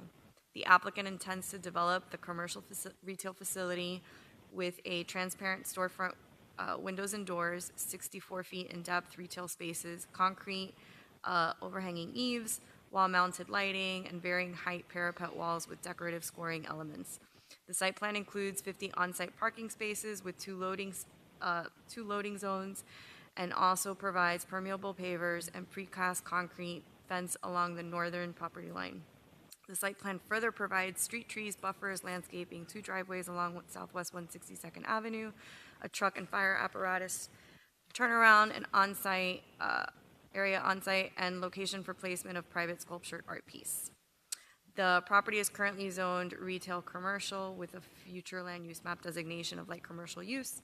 Property was rezoned from one family district to B2 and redesignated on the FLUM from low residential use to light commercial use via ordinance numbers 2020-0101 and 2020-0102. As part of the rezoning and the FLUM amendments, the applicant proffered a declaration of restrictions limiting the type of uses to be permitted on the subject property and complying with certain development standards, including placement of landscape buffer between the subject property and the residential use to the north. The proposed site plan has been reviewed for compliance with all applicable code provisions, including but not limited to Section 3047, Unified Site Plan Requirements, Chapter 29, Vegetation, Chapter 30, Article 3, Division 12, B2, Retail Commercial District, Chapter 30, Article 4, Division 9, Mixed Use and Non-Residential Development Standards, and the city's adopted Miami-Dade County Urban Design Manual for General Development Layout and Design Features Connectivity internally and with the surrounding communities. The proposed tentative plat has been reviewed for compliance with the applicable provisions as set forth in Chapter 25, Subdivisions and Platting, Division 3, Tentative Plat of the City Code, and Chapter 28, Subdivisions of Miami-Dade County Code of Ordinances, and the requirements of Chapter 177 of the Florida statutes. The conditions of the site plan approval are as follows. 1, coordination with Miami-Dade County will be required for the optimization of Southwest 162nd Avenue and Southwest 328th Street. This optimization is required in order for this intersection to meet the signalized intersection thresholds set forth in City Code Chapter 1.5. 2, the proposed development will construct the westbound approach with the 2 approach lanes, 1 exclusive right turn lane, and 1 shared through and left turn lane to make the intersection of 162nd Avenue and Southwest 320th Street a 4-legged intersection. And finally, 3, the developer will construct a southbound turn lane at the intersection of Southwest 320th Street and Southwest 162nd Avenue. The city's traffic engineer is also online should the council have any traffic-related questions. Thank you. Before we go to the applicant, are there any questions or comments from council? All right, the applicant's representative. Mayor and council, Jason Bass. For the record, Viking 162, 8950 Southwest 74th Court, Suite 1801, Miami, Florida 33156. Questions? Any questions? I mean, we've been through this. Well, let's see if there are anybody online or in the chambers that wishes to speak to this matter. Do we have anybody online? Do we have anyone in chambers wishing to speak on this matter? Okay. Councilwoman Bailey. Oh, I'm sorry. Oh, your comment, I think. All right. Oh, all right. Come forward. And Susan Sorrentino, 2610. Did I hear you say there is a sculpture going to be put in that location? The applicant has stated that they will provide public art on site. They have not provided the details of what that public art will be yet. Okay, thank you. Council, you don't want pieces of art scattered all over the city. Small things, they'll get lost. That's all I have to say. Thank you. the staff have and again, I don't need an exact number, an estimation of the fee that would be due with respect to this package for public art? So that fee is calculated at time of building based on the construction costs proposed via the technical drawings. Thank you. Mr. Bass, any? How much is that? What's that? Like percentage-wise, how much is that? Because we already got like 120 with the city, and we only paid 120 for the property. How much is the art thing? That's a time of permitting All based right. on the construction Whatever. cost. We'll do whatever you guys want us to do. All right. Are there any further, Mr. Uh, Shelley, Councilman Shelley? Thank you, Mayor. Yeah, I spoke to Joe about this earlier this week as far as the layout. And it's an irregular lot, so I understand that there's not much they can do with it. But I know my only concern is aesthetically. If you drive by this lot as you're coming from south to north, you have the big burn there from the turnpike. So there's not a lot visually. You're not going to see it. You come through it, and all of a sudden it's there, and then you're past it.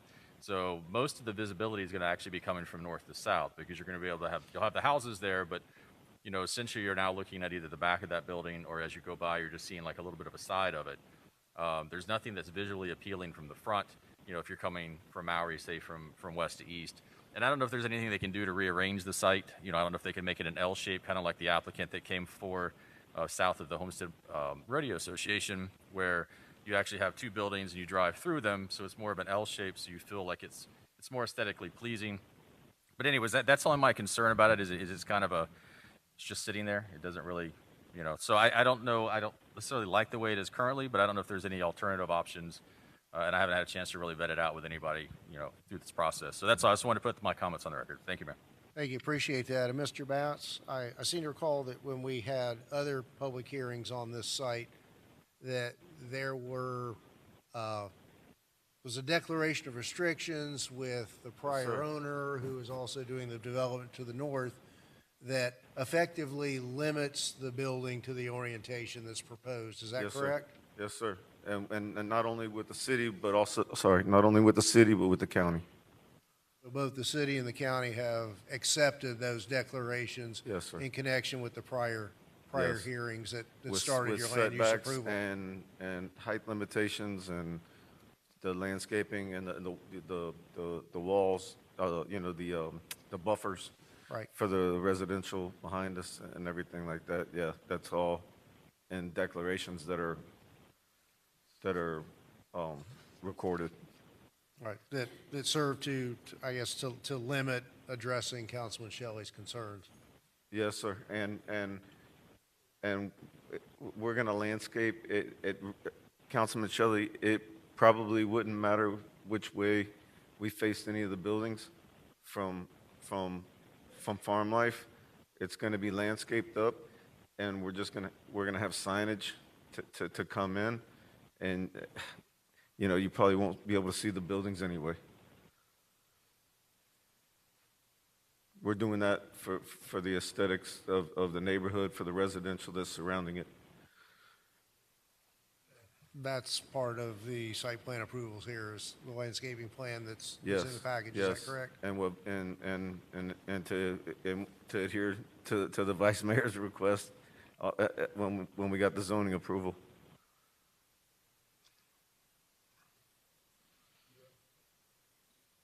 Councilman Roth. Thank you, Mayor. Not for Jason. Michelle, can you go over the improvements to 162 Avenue again? And is there any updates? Maybe Julio can talk to us about the traffic signalization that has been said to go in right at that intersection. Sure.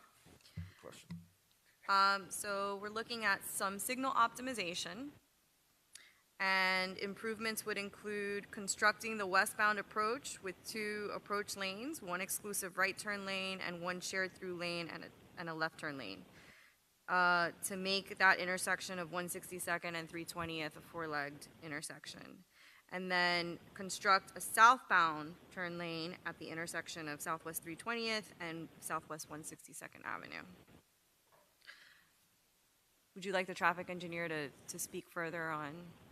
No, just so I think we can visualize what you're talking about. So heading west on Maury, that road's going to be widened to 4 lanes at the end there? That's Okay. what was proposed via the traffic study. Okay, and then as they're coming south on 162, there will be a designated left-hand turn lane into this center. Yes. which there isn't one there now. So they're going to reconfigure that entire intersection, which is,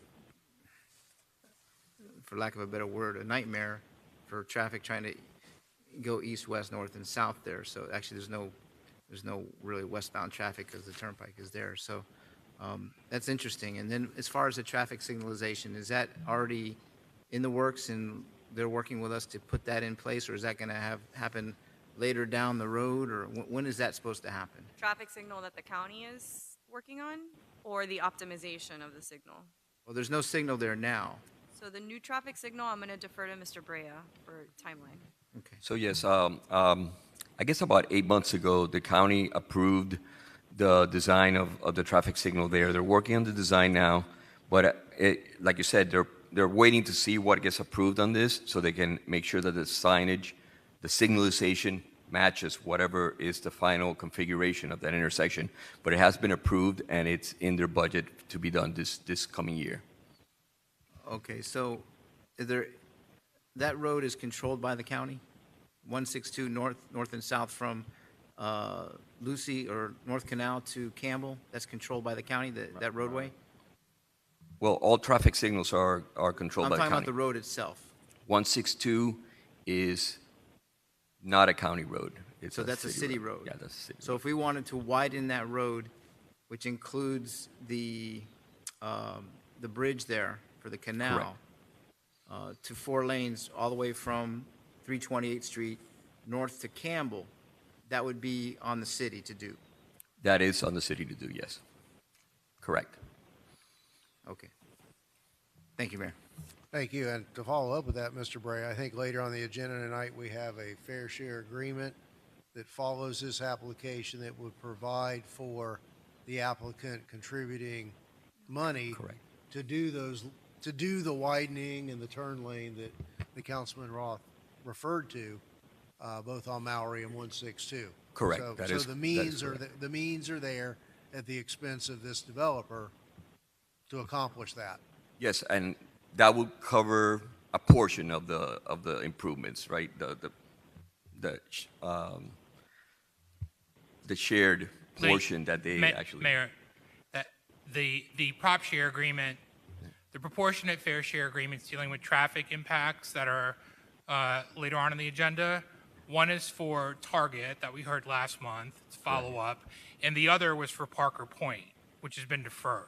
There's not one related to this application. Not one here. Okay. All right. And if Parker Point doesn't go forward, there will be no contribution. It would all be on us. Is that correct? Ms. Bass?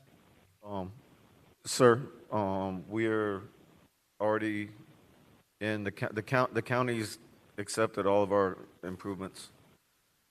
And I don't think he could go on the record tonight because he doesn't represent us, but we've had representatives from Holland and Knight that have assured us, and we've got confirmation from the county that our improvement package, our paving and drainage plan has been included in what the county is doing on the county's dollar.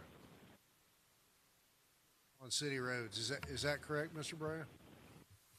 For the traffic signal, it is, and they do have, the county also has jurisdiction over signage on the roadways and paving and those type of things. So that would be a correct statement. Thank you. Just to follow up, I think we need to think about what we're going to do with 162 Avenue as these other developments come online, because that's a hugely used north and south bound travelway. And I know that one of the groups had proffered up to improve the intersection at Campbell and 162. But when you have that road that goes from 2 lanes to 1 lane down back to 2 lanes, and it's a small little area, there's got to be some kind of way we can come up with a compromise to get that road widened to 2 lanes each way. Even though there's a bridge there, it's going to be a little bit more costly, but it doesn't make a whole lot of sense to jam a whole lot of people in that area and not be able to get them in and out of there, because not only will the new development be using that, but the existing developments that go west on Maury, the Villages, Keys Gate area, and then for school and for stacking at Gateway, that road becomes a mess, but you can't move a lot of traffic in and out of there without those improvements. So the traffic signals, I'm not talking about your particular development, I'm talking about we need to plan for the future for that road to be widened, because that's the only road that's south of Lucy Street, with the exception of Maury coming from US 1 to 162, that's not 2-lane or 4-lane each way. So, and that's a very heavily traveled road on the east side. So I just think we need to think about that. And I'm not sure how the impact fees work for road improvements that we need, but we're going to have to do something about that road eventually, because if we don't do it between now and the next 3 or 4 years, once all these developments come up that are planned, the next thing we're going to be dealing with is the traffic issues on that road by itself. So I just think that we need to figure out a way to,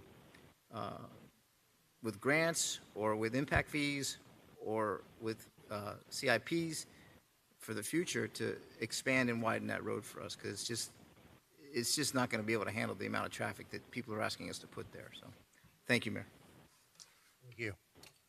All right, anything further from council? All right, do we have a motion to approve? This would be tab 20, correct? And this is for site plan approval for tab 20. We have a motion to approve. Moved by Councilman Fletcher, second by Councilman Roth. Let's have a roll call vote. Councilwoman Bailey? Yes. Councilwoman Avila? Yes. Councilman Shelley? Councilman Roth? Yes. Councilman Fletcher? Yes. Vice Mayor Fairclough Staggers? Mayor Losner? Yes. The motion carries. All right, let's move on to tab 21, and this is tentative plat for the same project. Have a motion to approve. Moved by Councilman Ross, seconded by Councilwoman Bailey. Roll call vote, please. Councilman Shelley? Councilwoman Bailey? Councilwoman Avila? Councilman Fletcher? Yes. Councilman Roth? Yes. Vice Mayor Fairclough Staggers? Mayor Losner? Yes. The motion carries. Thank you, Mr. Bass. Thank you, Mayor and Council. Have a good evening. All right, next item is tab 22, car number 3328, public hearing 2021-16, Portofino Park rezoning, B1 district to R4. Mr. White?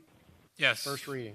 First reading, an ordinance for the City of Homestead, Florida, approving the rezoning requested by PMG Asset Services LLC of an approximately 13.63 acre parcel of land from restricted retail commercial B1 zoning district to hotel, motel, and institutional R4 zoning district for property generally located north of Laura Lane, east of Northeast 12th Avenue, south of Northeast 8th Street, Campbell Drive, and west of Northeast 18th Avenue, as legally described in Exhibit A, providing for conflicts, providing for severability, providing for an effective date. First reading. Thank you. Ms. Lopez? Staff recommends that the mayor and council approve the proposed ordinance requesting a rezoning from restricted retail commercial district to hotel, motel, and institutional district, which is the R4. PMG Asset Services is requesting the rezoning of an approximately 13.63 acre parcel, approximately 300 feet south of Campbell Drive and west of theoretical Northeast 15th Avenue. For reference point, this is south of the Sunny Lee Shopping Center, which is currently in construction. The applicant intends to develop an assisted living facility consisting of 84 assisted living units, 158 independent living units, and 24 memory units for a total of 266 units on the vacant parcel. The subject property is zoned restricted commercial retail with a future land use designation of light commercial use. Light commercial use is implemented by B1A, B1, B2, and R4 districts. The application was reviewed pursuant to City Code Section 3041, changes and amendments to zoning chapter, zoning map, and comprehensive plan. And I believe the applicant is here to address any questions should the council have any. The council will review the site plan at a future date. It's currently under DRC review. Thank you. Is the applicant or the representative present?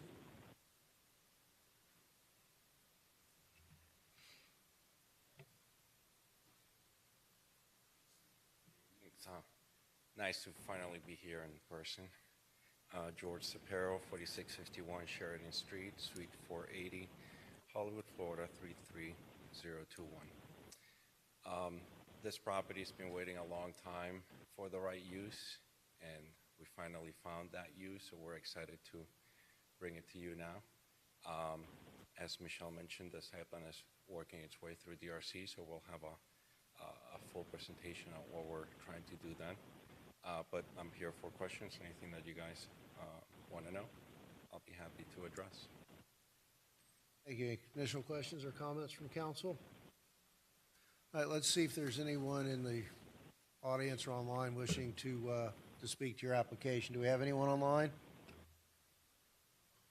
Is there anyone in the chambers wishing to speak on this rezoning to accommodate a wide range of services in the form of an ALF? Okay. Any questions or comments from council? We have a motion to approve. We'll close the public hearing, and I'll ask for a motion to approve tab 22 for rezoning. Moved by Councilman Roth. Have a second? Second by Councilwoman Bailey. Let's have a roll call vote. Councilman Roth, Yes. Councilwoman Bailey, Councilman Fletcher, Yes. Councilman Shelley, Yes. Councilwoman Avila, Yes. Vice Mayor Faircloth Staggers, Mayor Losner. Yes. The motion carries. Thank you. Tab 23, Mr. White. Yes, this is your last and final quasi-judicial item this evening. Tab 23 is a resolution of the City of Homestead, Florida, granting final plat approval requested by Galileo Properties, Inc. for the development of a commercial retail facility on an approximately 1.772 acre parcel of land generally located at 945 Northeast 18th Avenue, as legally described in Exhibit A and providing for an effective date. Thank you. Ms. Lopez?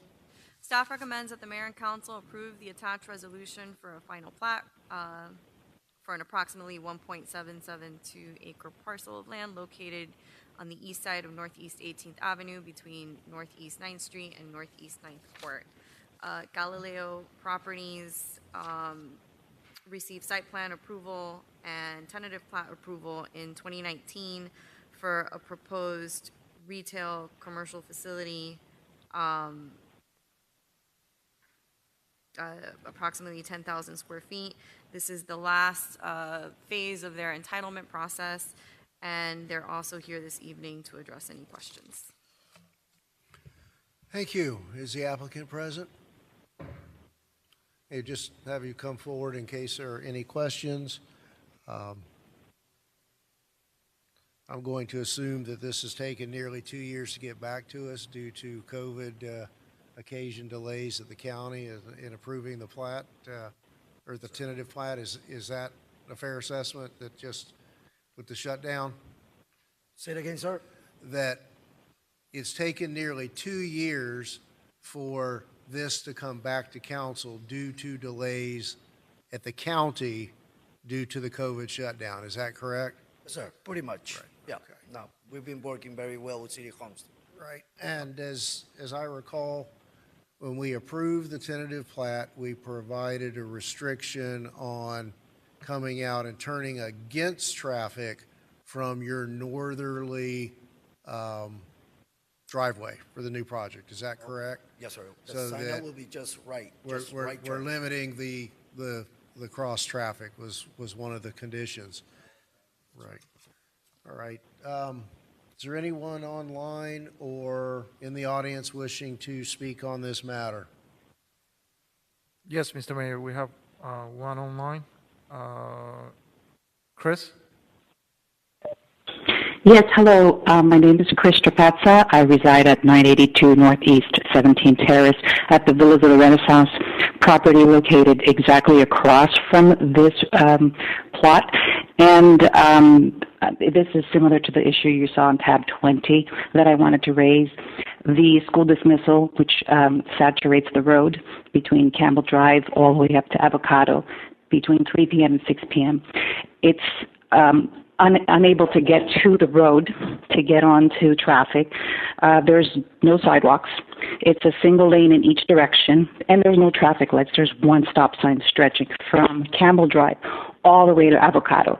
So the traffic is already saturated before a commercial establishment is put in place. There's only one lane, and it takes about 15 minutes to get to the light to turn onto Campbell, and I'm just one street away from the intersection. So I cannot imagine what the situation will be like when you put another business establishment in the middle of the road where there's no other exit avenue and there's no traffic light to control it, and there's only one lane of traffic in each direction. Thank you. All right. Any comments or aren't there two lanes traveling south at that point? And right. Mr. Brea, is he still here? And again, thinking long term, as we talked about in the last, can you visualize? Is there room there to even accommodate a longer left-hand turn lane at Campbell that could also accommodate entrance into the new facility?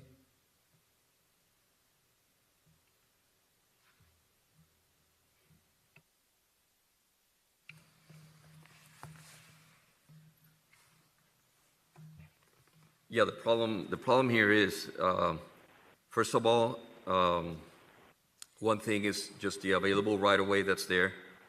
Plus, right north of it, it is one lane in each direction. So, improving just this one little section wouldn't really do much to the whole area when it comes to traffic flow. So, I don't know what could be done there to improve the traffic flow.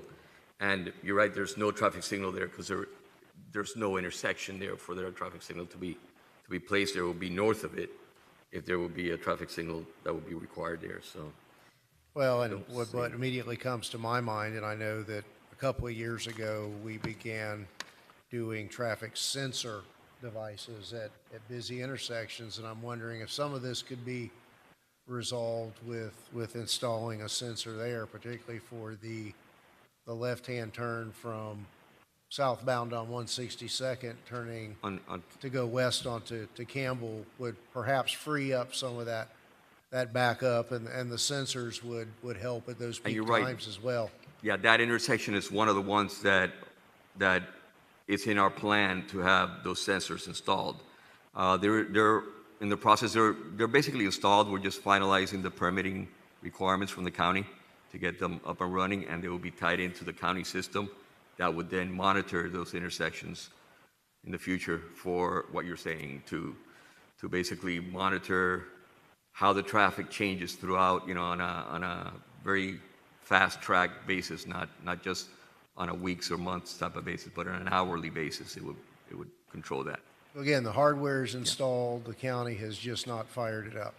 Any time frame? Correct. Well, we're working with the county they're having some issues with the permitting that's going on now, so we're just working with them on that. Okay. I wish I could tell you a timeline, but I don't have one for the county now. Same kind of issue we discussed at the League of Cities meeting today, that the county's complaining about cities holding up county projects, but yet, pardon the pun, it's not a two-way street in their world. They don't want to expedite what they need. But let's say we're 90+% there to have some relief for this intersection. Yeah, we're definitely more than 90% there. Very good, thank you.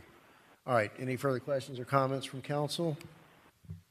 All right, so let's ask for a motion to approve the final plat. I'm sorry, Councilman Roth. That's okay. I didn't give you my signal, so it's okay. Thank you, Mayor. Julio, that property, as you're going north that's 18th Avenue, how far down does it go until it turns to county? I'm just going off the top of my head, but it's probably about less than a quarter mile. Is it to the four-way stop sign? It's less than a quarter mile. It's the county starts pretty much very close north of that. So, because my thought is there is right of way there to improve They're not going to build all the way out to the street with their parking and everything. And this is just a thought, if we improve the right-of-way beyond and north of the center and merged it down to one lane, would that help anything there? Because it's just going to be a strip of grass there at this point. The people, if there's backups to turn to go west into any of those neighborhoods, the Renaissance neighborhood or whatever, people are going to be driving on their grass to go around those folks anyway. So just a thought process that if that helps, maybe we can do that. Well, what happens is, you know, in the best of worlds, the county would do their side as well, and it will continue north from that point forward. But just doing this portion in front of this is basically like a block and a half or 2 blocks, maybe, that we will be improving, and then just bottling it down into a one lane. It creates, sometimes it could create even more problems than what it solves when you do that. Well, it already does that in front of the original center that's correct, right, just right north south of Campbell. So, Juan, did they just build houses back there somewhere too? There's a road there or something that cuts in there, or is there somebody's property that's adjacent to your property there? I can't recall it. So back behind there's a service road that goes to the self-service or the storage building? Yeah, that's a new Correct, storage, yeah, there's nothing behind it, yeah. And that's never going to be paved by anybody? It's kind of a dirt service road, if I remember right. That's on private property, that's not, that's not on us. I can't picture it either. But I just think if we improve that right away beyond it to the north, it already does what you said creates an issue, but it does it like right at the end of the first property and the beginning of the second property, I think, is where the lanes merge into one. So I don't know. Yeah, it's like in the middle of the parking lot. We can't solve it all, basically. but I think what we did before this a year and a half ago is the best we can do for now. So as far as not allowing people to come out and make that left-hand turn to go east or west on Campbell from the southernmost exit, I think we've made them do that from the northernmost exit. So correct. That's the best of my memory anyway. So all right, thank you, Mayor. Thank you, Juan. Thank you, Larry. Thank you. All right, if there's nothing further, I'd ask for a motion to approve the grant of final plat. Moved by Councilman Roth. Second by Councilwoman Bailey. Roll call. Councilman Shelley? Yes. Councilwoman Bailey? Yes. Councilman Roth? Councilman Fletcher? Yes. Councilwoman Avila? Yes. Vice Mayor Fairclough Staggers? Mayor Losner? Yes. The motion carries. Thank you very much. Have a good night. Thank you. All right. So that takes us to tab. That takes us to your legislative items under 35? Under 6, tab 34, second reading of an ordinance for a comprehensive plan amendment, city initiated. It's the second reading of an ordinance for the city of Homestead, Florida, amending the city of Homestead comprehensive plan to add a property rights element as required by and in conformity with section 163.31776 Florida statutes, providing for adoption and transmittal of the comprehensive plan amendment pursuant to section 163.3184, providing for inclusion in the city of Homestead comprehensive plan, providing for renumbering, providing for severability, providing for conflicts, and providing for an effective date. This is second and final reading. Thank you. Ms. Lopez? Staff recommends that the mayor and council approve the proposed ordinance amending the City of Homestead Comprehensive Plan to add a property rights element as required by and in conformity with section 163.3177 subsection 6 of the Florida statutes. On July 1st, 2021, House Bill 59 was signed into law by the governor. Among other things, the law provides new requirements in section 163.3177 subsection 6 of the Florida statutes that each local government include its comprehensive plan property rights element to ensure that private property rights are considered in local decision-making. The City of Homestead transmitted the proposed language after first reading to DEO and the other respective review agencies. No issues or comments were provided back, and so we're here before you this evening for second reading. Thank you, and this is just simply to bring our plan into compliance with the newly created or newly amended state statute. That's correct, Mayor. Okay. Further questions or comments from council? Well, let's open and close public hearing real quick. Anyone online or in the audience wishing to speak on this matter? All right, we'll close the public hearing. It's been moved for approval by Councilwoman Bailey, seconded by Councilman Roth. Roll call, please. Councilman Shelley, Yes. Councilwoman Avila, Councilman Roth, Councilwoman Bailey, Yes. Councilman Fletcher, Yes. Vice Mayor Fairclough Staggers, Mayor Losner. Yes. The motion carries. All right, I believe tab 35 has been deferred. Is that correct? Yes, sir. So that brings us to 36. 36, correct. It's resolution of the City of Homestead, Florida, approving a transportation proportionate fair share agreement, providing for implementation and providing for an effective date. This is a follow-up component of the site plan approval for the new Target application that was heard and approved last month. Any questions from council? Okay. Is there anyone online or in the chambers wishing to speak on this matter? Close the public hearing and ask for a motion to approve. It's been moved and seconded. Moved by Councilman Fletcher. Seconded by Councilman Roth. Roll call, please. Councilman Fletcher, Councilwoman Bailey, Yes. Councilman Shelley, Yes. Councilman Roth, Yes. Councilwoman Avila, Yes. Vice Mayor Fairclough Staggers, Mayor Losner. Yes. Motion carries. Hey, thank you. Tab 37. Is that you, Mr. Pearl? Yes, Mr. Mayor. Welcome to the party. Thank you, sir. Mr. Mayor, tab 37 is a resolution of the City Council of the City of Homestead, Florida, approving the ranking of the Evaluation Committee of proposers to request for proposal 2021-31 Parks Master Plan, authorizing the city manager to negotiate and enter into an agreement with Vermillo and Emil and Partners, Inc. as the top-ranked firm for the Parks Master Plan, subject to approval as to form and legal sufficiency by the city attorney, authorizing the city manager to negotiate and enter into an agreement with the next highest-ranked firm, Kimley Horton Associates, if an agreement cannot be negotiated with the top-ranked firm, subject to approval as to form and legal sufficiency by the city attorney, provided for implementation and providing for an effective date. Thank you. Madam Manager, is this yours? Yes, sir. Thank you. On May 28, 2021, the Procurement and Contract Services Division issued RFP 202131 Parks Master Plan to seek a firm to complete the Parks Master Plan for the city. Notices were sent to over 809 vendors and 5 responses were received. Staff recommends that the mayor and council approve the attached resolution authorizing the city manager to enter into negotiations with the top-ranked firm Vermello, Ayamil and Partners, Inc. for the award of RFP 202131 Parks Master Plan. Upon successful negotiation, the city manager will execute an agreement for the Parks Master Plan within the established departmental budget. The project is part of the city's capital improvement plan, CIP number 2036, with a budgeted amount of $155,000. And this plan, mayor and council, will address the immediate and future needs of our parks in the city. Included will be an assessment of facilities, programs and activities, maintenance and operational needs, using surveys and outreach to neighborhoods and communities. Thank you. Questions from council? Councilman Fletcher? Yes, thank you, Mr. Mayor.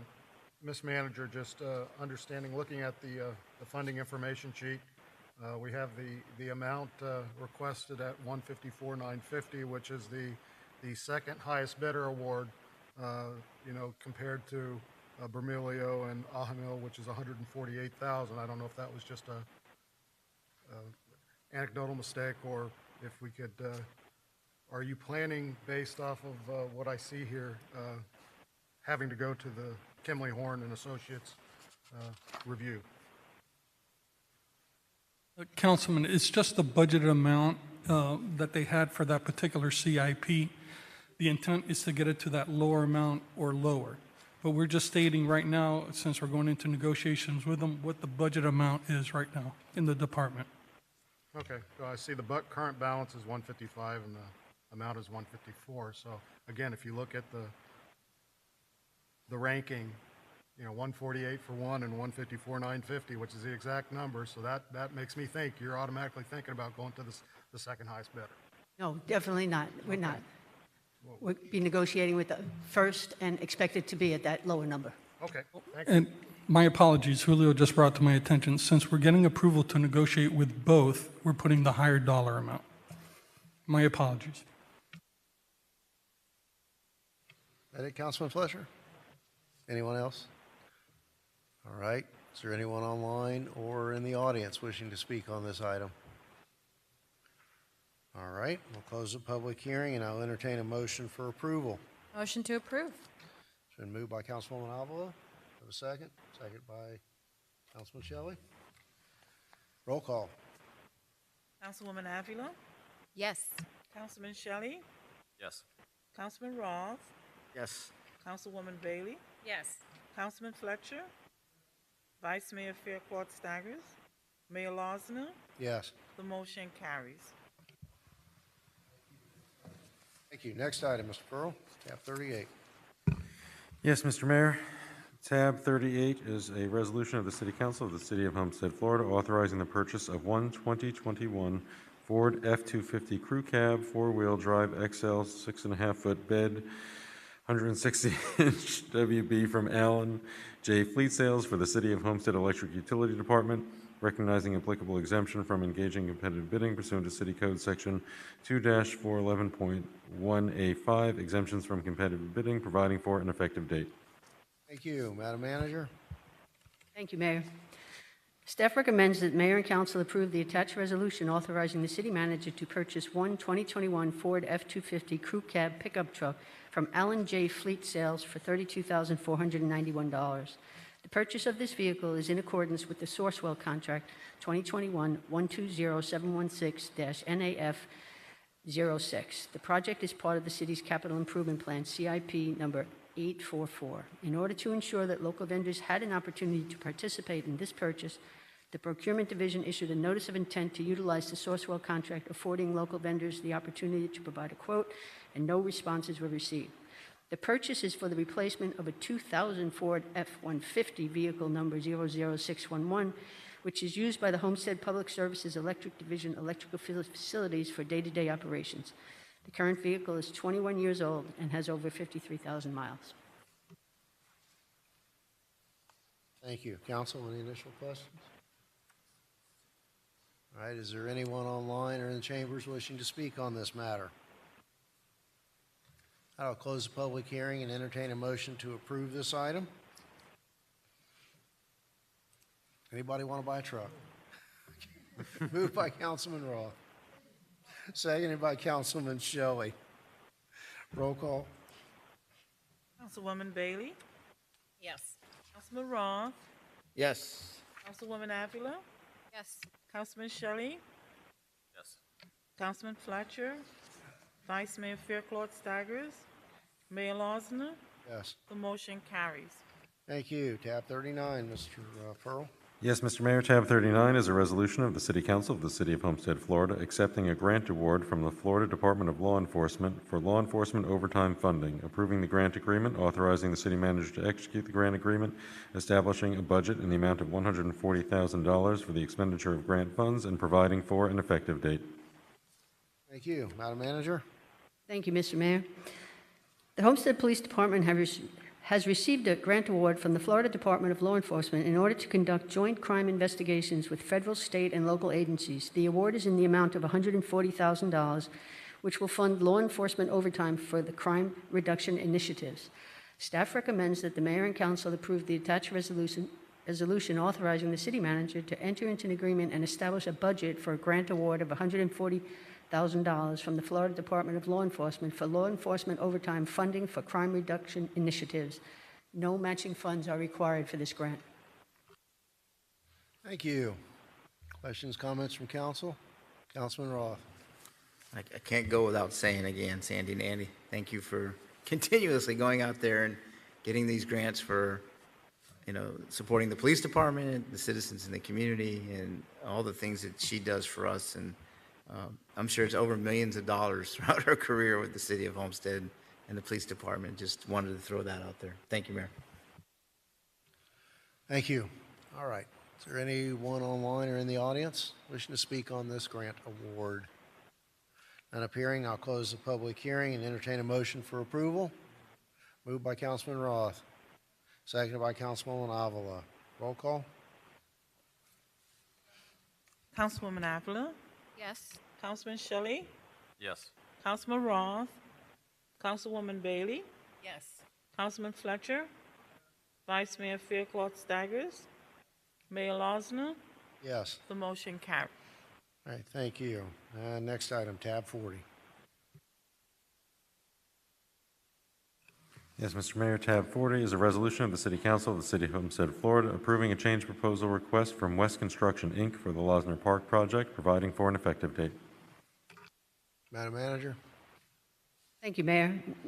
This is actually a follow-up to an item that you heard back in April of 2021 when the council allowed that Sasaki Associates would proceed with a redesign and permit update of the Losner Park project. And this was done in order to reduce the park construction cost by deferring two components of the original design, which was the restaurant and the show fountain.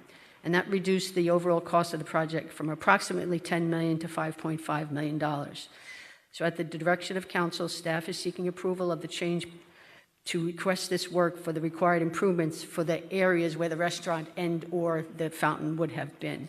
Staff recommends that the mayor and council approve the attached resolution authorizing the city manager to approve and accept a change proposal request from West Construction for additional improvements for the Losner Park project for a total of $397,838.53. And this cost is covered by park impact fees. Thank you. Any questions or comments from council? Okay. Is there anyone online or in the audience wishing to speak on this matter? I will close the public hearing and ask for a motion to approve. All right, I have a motion to approve. We have a second. Second, Councilman Roth. Roll call. Councilman Shelley, Yes. Councilwoman Bailey, Yes. Councilman Fletcher, Councilman Roth, Yes. Councilwoman Avila, Yes. Vice Mayor Faircloth Staggers, Mayor Losner. Yes. The motion carries. All right, thank you. All right, rolling into the home stretch. Discussion item, car number 3346, the Homestead Miami Blockchain Technology Park, tab number 41. Madam Manager? Thank you, Mr. Mayor. Staff is seeking direction on this item. On September 13th, 2021, staff received a proposal, which is part of your agenda item, from Esperanza Opportunity Zone Fund, LLC, which includes suggested terms and conditions for a memorandum of understanding under which Esperanza may develop and operate a crypto mining operation. The first proposed mining site is at the Homestead Miami Speedway. Esperanza is proposing a two-part rate structure for energy with a monthly payment based on 3.5 cents per kilowatt hour consumed, plus an end-of-the-year true-up payment based on 2 cents per kilowatt hour consumed. Esperanza is also proposing that they provide $5 million of funding to the city over a 10-year period, as well as other community-based educational and business initiatives. Currently, the cost for a large commercial energy operation is 8.7 per kilowatt hour, which includes the cost for not only energy but also operations. Based on this rate, the city's electric utility would potentially be providing Esperanza energy at a loss. However, inasmuch as this proposal contemplates a first-of-its-kind operation, it's very difficult to accurately determine what, if any, loss there would be at the proposed 3.5 cent plus the 2 cent rate. So as such, staff is therefore in the process of engaging the services of a consultant to make that determination, and results of that are expected in about 6 to 8 weeks.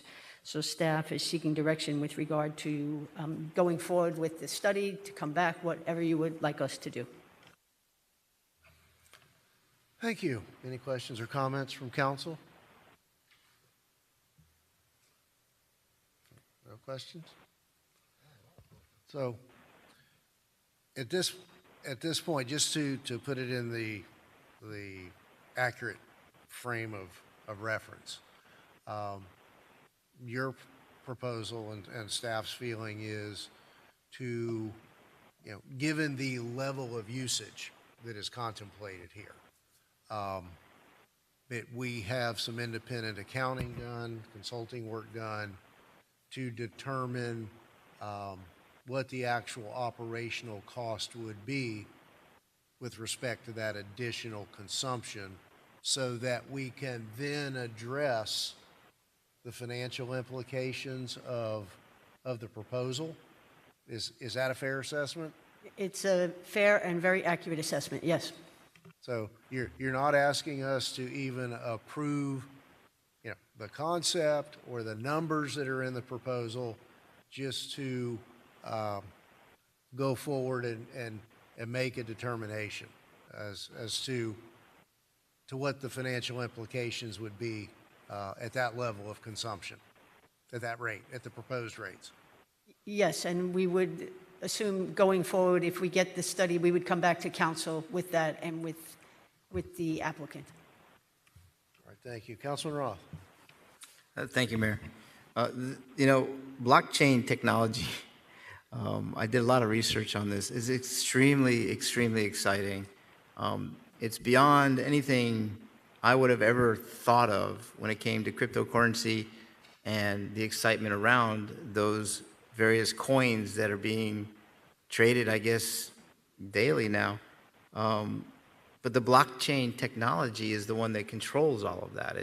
It keeps the data, it keeps everybody straight, it keeps, as part of the security mechanisms. And if we were to get this in the city, this is huge. Of all the places they can go in the country, they're coming here now. So I just think this is extremely exciting. It's going to open up a whole new avenue for the city as far as resources, economics.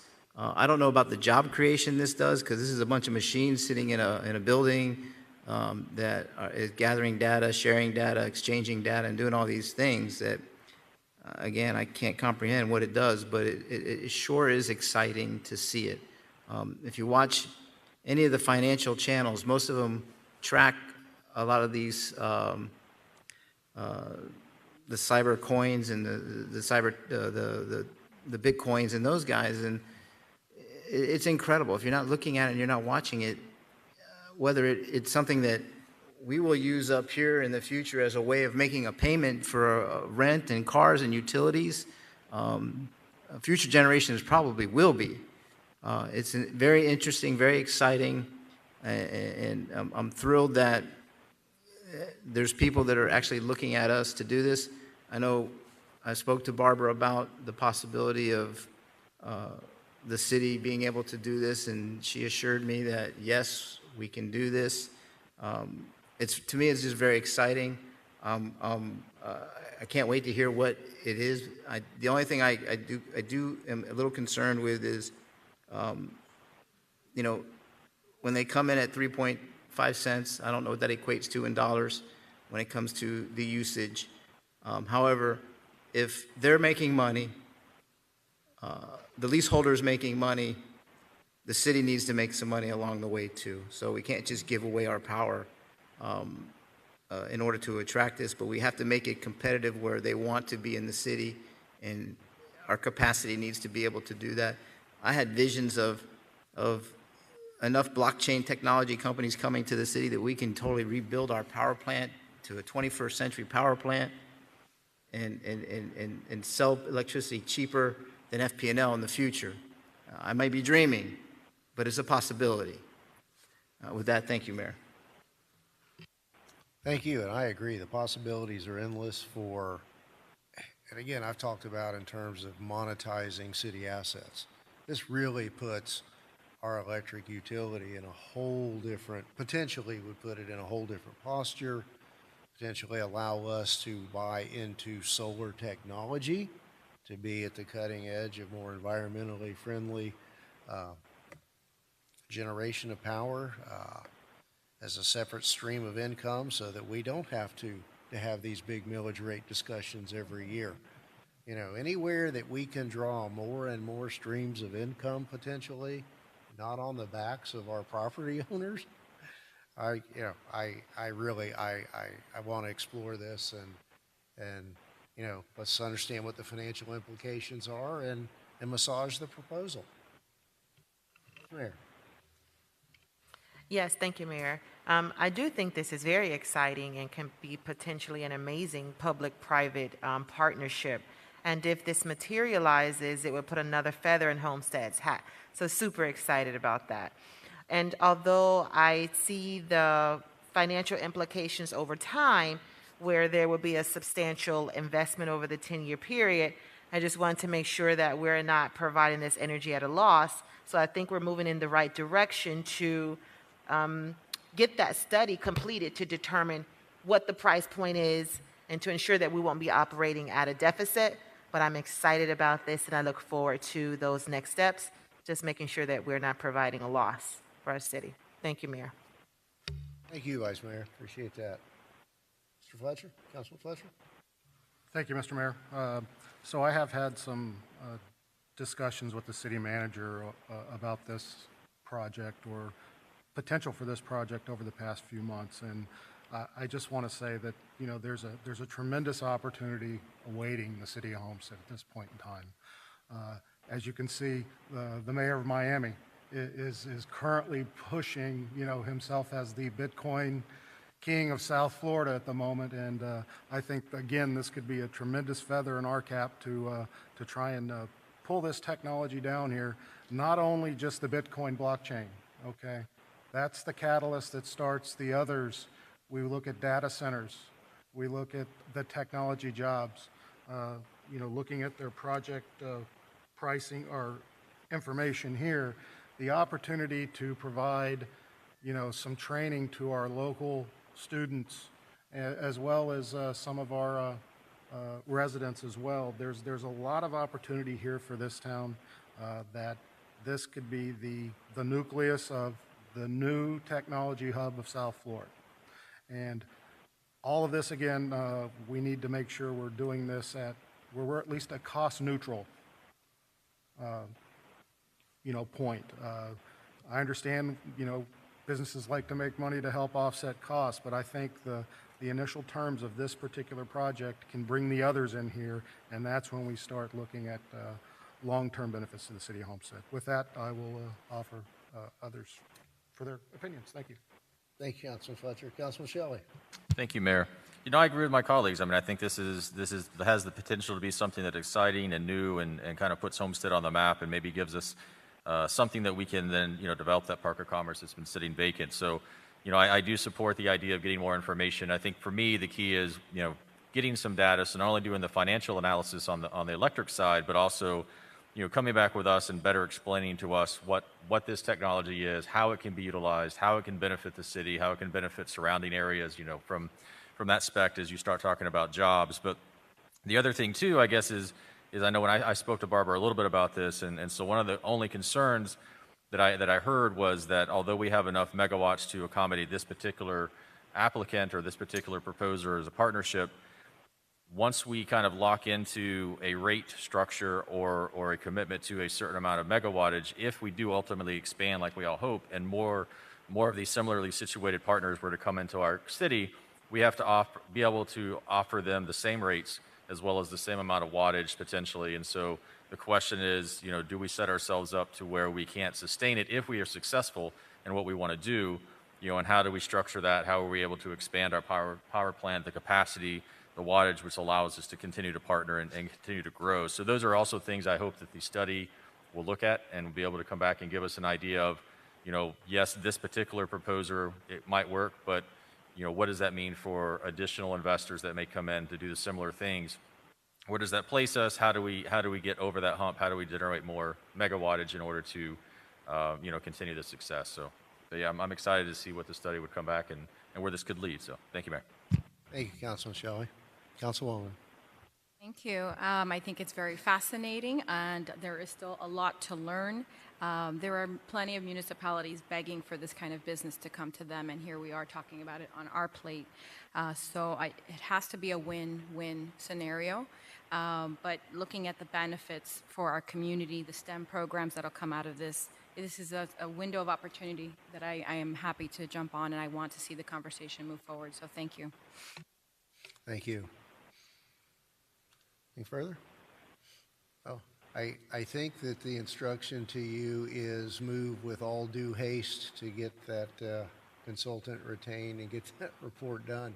With alacrity, we will indeed. We'll do it, we'll get it as fast as we can, and we'll also consider, as Councilman Shelley suggested, how other entities who may want to come in, if that rate would be impacted, but we'll get it as soon as we can. We'll stay in touch with Esperanza so we can work with them, and they'll be prepared when we do come back to explain more about what this is all about. So thank you very much.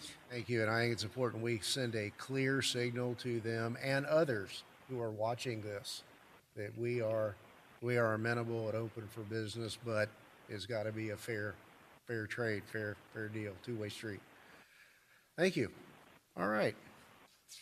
So it's that time of night when we open the floor to public comments. I have several public comment sheets, and they have been placed in the order in which they were received. So if you're here, as I call your name, come up.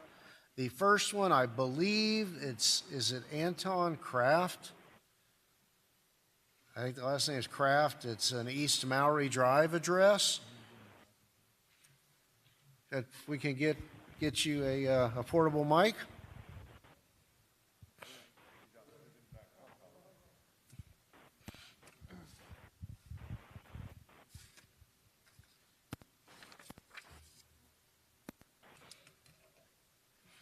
Thanks for hanging in there with us tonight, Mr. Kraft. It's been a long night, and can you imagine where we'd be if we hadn't had those deferrals?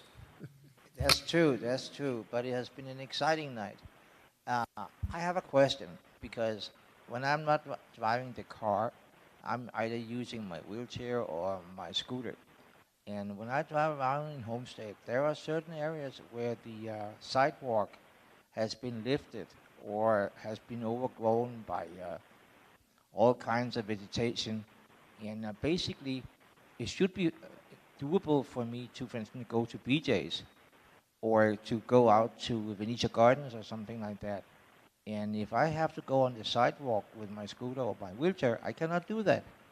So is it possible that we can find something like 150 or 200, whatever it takes, thousand, to do some kind of landscaping, or have code enforcement do something with the farmers so they can keep it in shape? The same goes when we go over to Campbell or by Lowe's, where we have the worship place for Jehovah. The sidewalk is lifted almost 4 inches simply because of a root from a tree on their lot going under the sidewalk. All it needs is basically being grinded down, so there will be not a block, but a curb. And I like to drive my scooter when the weather is for it. Otherwise, I take the car, but that was it. Well, how about we designate you our man on the street, and you keep us apprised of those, and it's harder to see probably if you're a code enforcement officer, the lifted and cracked and damaged sidewalks. And to your point, every year we do renew contracts for sidewalk replacement as needed, and we do need all the eyes on the street that we can have. And if you could share with us, either through any one of the 7 of us or directly through the city manager, we can address those where we've got lifting or other damage issues with sidewalk, vegetation. We're all there. We all understand that. And this time of year, things seem to grow 2 or 3 feet overnight, and our code people are on it. And by the way, this budget we just passed provides for 2 new code enforcement officers, and it's just a matter of... Mayor, we can have somebody from staff follow up with Mr. Kraft right now, get some locations, and we can then determine whose responsibility is and follow up ASAP. That sounds like a wonderful idea. Thank you. Yeah, and with our weird configuration, there are sidewalks that transition from city to county and back to city, and it's an odd situation, but thank you. We need the input from everybody. Appreciate it. Is that it? Yes, that was it. All right. Good. Thank you. All right. The next is it DeMarie Lopez with a Southwest 114th Court address. If you want to, can you come to the podium and give us your name and address for the record? And you have a 3-minute time limit.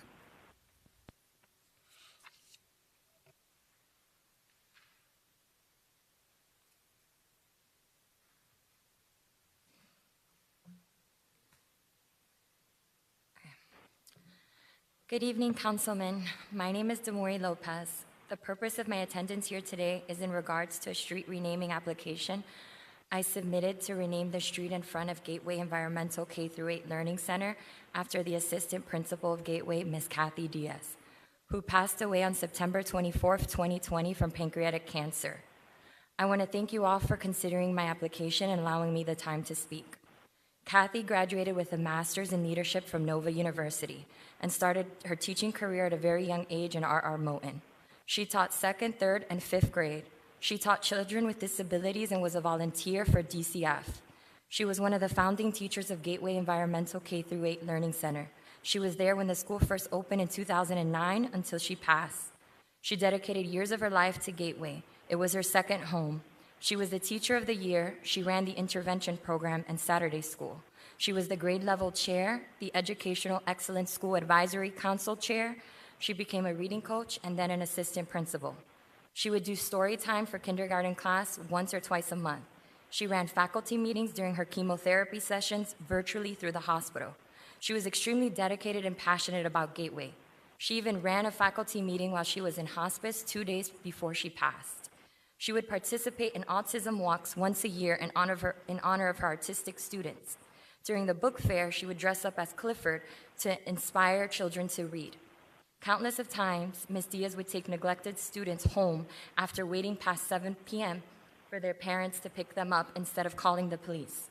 She spent countless of hours making sure school was a safe place for children who were often bullied or had behavioral issues. They knew to go to her office to express themselves. Her office became a second home for her students. She cared deeply about the systematic issues within the public school system. She spoke about it and brought awareness. She was always the first and last one in the building. She would open the school and leave after midnight because she was passionate about her work. Her child would even nap during the summers in her office on an air mattress. She gave out lunches and laptops during a global pandemic, being a high-risk patient of stage 4 pancreatic cancer. She deserves the street to be named after her because she graciously served the community, school, and the world as an exemplary leader. She saved my life twice from 2 epileptic seizures. The week before her passing, she was on a wheelchair because she physically couldn't walk. She went to school and she served her students. Kathy's life highlights the importance of mentorship, support, inspiration, and love. There are thousands of students, relatives, and friends, as well as the superintendent of Miami-Dade Public Schools, CEOs of major companies, principals, teachers, colleagues, who can vouch for this because she touched lives. We have over 1,500 signatures, letters, and a petition in support of this. She leaves behind an 11-year-old son, and the reason we would like to change this street renaming is because she led by example, and it will inspire everybody to do the same. Thank you. Thank you. Madam Manager, do we have an application in the building? Has it been submitted? Mayor, yes, we have an application, and I believe it's up in the council's office, if I'm not mistaken. And do we have a process that to look at it, I guess, from the attorneys to determine whether, if we have criteria, does this particular honoree meet the criteria? Mayor, in terms of the process, I don't know the answer to that right now, but we'll definitely take a look at it and get back to council.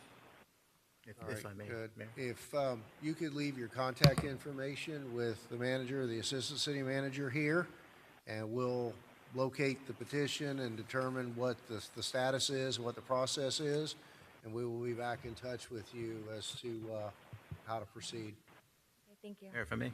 Yeah, Councilman Roth. Thank you. I met with her, and we talked about this for about 45 minutes, and it seemed, and Matt, you may be able to help me with this, there was a process in the past that the city had, and there was actually a committee or a board that would hear these types of applications, and we don't have that anymore. So my suggestion was for her to come to the meeting and tell us about the teacher that she wanted to rename the street after, and then we could start the ball rolling. But we had no process at this point to do that. I did explain that it was a very rare occurrence that somebody came and asked us about street naming, but it was admirable of her that she would come forward, and she's very passionate about this particular street naming, and for us to put that process in place. Whether it gets named or not, that's to be determined, but at least we'll have a process in place so we can address that. I'm sure there's plenty of people that we could name streets after, but even if they came to us, we don't have that process. So thank you for coming and doing exactly what we talked about. And as the mayor said, we've got your information. Jerry and Kate, the manager and assistant manager, they're aware now. City attorney will have to work with them as well to put together the process of how we actually go through this. So thank you for doing that for us, and we will not let you down, and we will get the process started. Thank you, Councilman Roth. I appreciate it. You're welcome. Thank you, Councilman. All right, next I have Robert Anderson. Are you still here, Robert? Robert Anderson's still here. All right, I've got Phil with Blue Tides Aquatics Club, Booster Club. Again, if you've been in here all night, my hats are off to you. Did you not want to try my last name?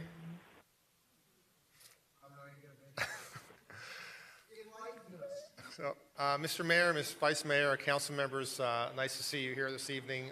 My name is Phil Stamatiadis, Phil Stam. I'm here in my capacity as the president of the Blue Tides Aquatics Club, which is the South Dade Senior High School swim team. And so I know that there are several of you, I know Mr. Mayor, Ms. Vice Mayor, council members Fletcher and Roth have donated to our club, and I want to express our thanks to you for that. We're not without our challenges. Last year, the club was mostly out of commission because of everything that was going on. So we are kind of a newly formed club again with a new set of parents and a new board. We're trying to iron out issues and come closer into compliance and prepare for some swim meets. Really excited about seeing my son and the other kids involved in something that's positive and something that's better than being idle. So it's important for the community to support that. And some of you have already done that, and I'm here to ask for your continued support and for the other residents of the city to also do that.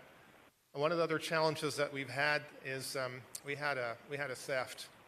I know the school, South Dade, and the park where we meet, Helen Sands, is outside the bounds of this city. But in the parking lot, just so happened, someone broke a car window, which happened to be one of our coaches, stole her purse and the bag that contained many of the swimsuits that we had just purchased, which are being collected to be personalized for the kids for some upcoming meets. And then they broke the window of another vehicle, which happened to be our other coach, stole some things from her. And that was very disappointing, but we're working hard to do the right thing to support this community, and I wanted to applaud those of you that have already helped us and ask for your continued support. Did you have any questions at all? No, but I just want to point out, while I know the school is outside the boundaries of the city of Homestead, it serves many high school students who live within our boundaries. So you're ours just as much as Homestead High is. Thank you very much. Have a good evening.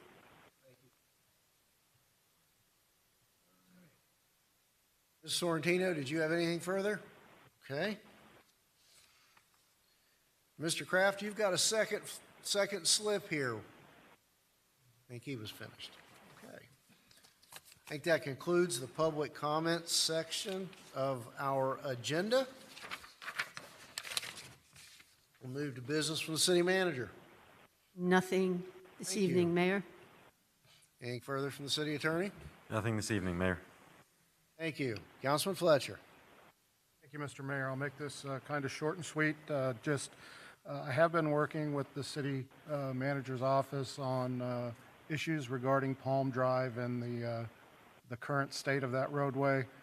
There's some work going on down to the Amazon facility, as well as just general wear and tear. That road has not been repaved in quite some time. The staff has worked with the county. There is an actual approved work order to do work on that road to repave it. However, there is no funding available currently in the county for it. So just a reminder out there that we're still continuing to try and push forward with getting the funding pushed forward in the county so we can get that road repaved short term rather than long term. Thank you, and that's all I have for tonight. Thank you, Councilman Fletcher. Councilwoman Bailey. Thank you, Mayor. Two quick things to share. Art Walk Homestead coordinated its first field trip to Wynwood this last Saturday, and it was amazing. We coordinated with a couple different organizations in the Southwest. We were able to do a COVID test on everyone that morning, so that felt a lot better, getting in a bus all together.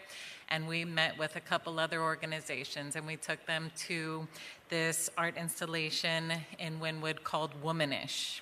And we were joined by our very own first female mayor, Daniela Levine Cava. We also had a really neat intro from our commissioner, Danielle Higgins-Cohen.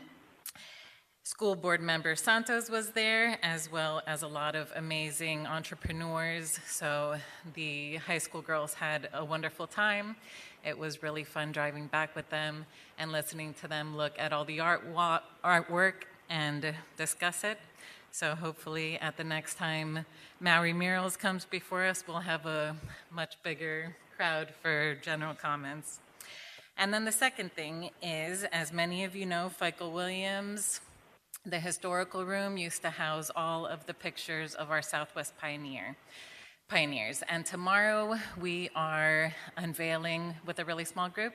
I would just like to invite our mayor and council, as well as our Southwest Advisory Committee, for a digital version that all of the community will be able to see right above the welcome desk at FICO Williams. For Mayor and Council in SWAC, tomorrow is at 6 o'clock. And then we will be taking video and sharing it with the community. And then obviously for the Martin Luther King breakfast, that will be the main unveiling. Thank you, Mayor. Thank you, Councilwoman. Councilman Shelley? Nothing tonight, Mayor. Thank you. Councilwoman Avila. Thank you, Mayor. I want to just, as we're rolling into October, I want to recognize all of the local civic organizations within our city. I thank all the retiring club officers and directors for a job very well done, especially during a challenging COVID year. Our civic organizations and our small business make up the strength and the fabric of our community. And to all the incoming officers and directors of our clubs around the city, thank you for taking on such an important civic role and giving up your time, your talent, your treasure, all for the best interest of our children, our families, and making our city a more beautiful place to live. I really appreciate that effort. I was a member, or have been a member of clubs in our community for a very long time, so I know firsthand what that entails. Secondly, on behalf of Councilwoman Bailey and myself, in recognition of Hispanic Heritage Month, I want to invite all of you to attend the first ever and hopefully annual Dominoes in the Park event tomorrow night at JD Red. It'll be going on from 6 till 9 p.m. We will have domino tables, a trio of musicians playing typical Hispanic music, food, and fun. And being from Cuban and Puerto Rican descent, I am pleased to bring this rich cultural event to our city. And I thank Councilwoman Bailey for partnering with me and collaborating to make it happen. I also invite any artists in the community that would like to showcase their work and be a vendor at this event. Please reach out to either one of us. We'd love to display the beautiful, rich art to all of our residents. And finally, leading into early voting, it's this week coming up, tomorrow, Friday, Saturday, as well as Election Day on the 5th. With so many people who have fled communistic regimes in search of freedom, please, I urge you, come out to vote. It's such an honor and a privilege to be in a free country and to exercise that right. It's very important, and I remind all of our residents to do so, to honor those who have served our country fighting for that right, and for so many who tried to flee and didn't make it. Please exercise your right to vote. Thank you. Councilman Roth? Thank you. Vice Mayor? Yes, two quick items.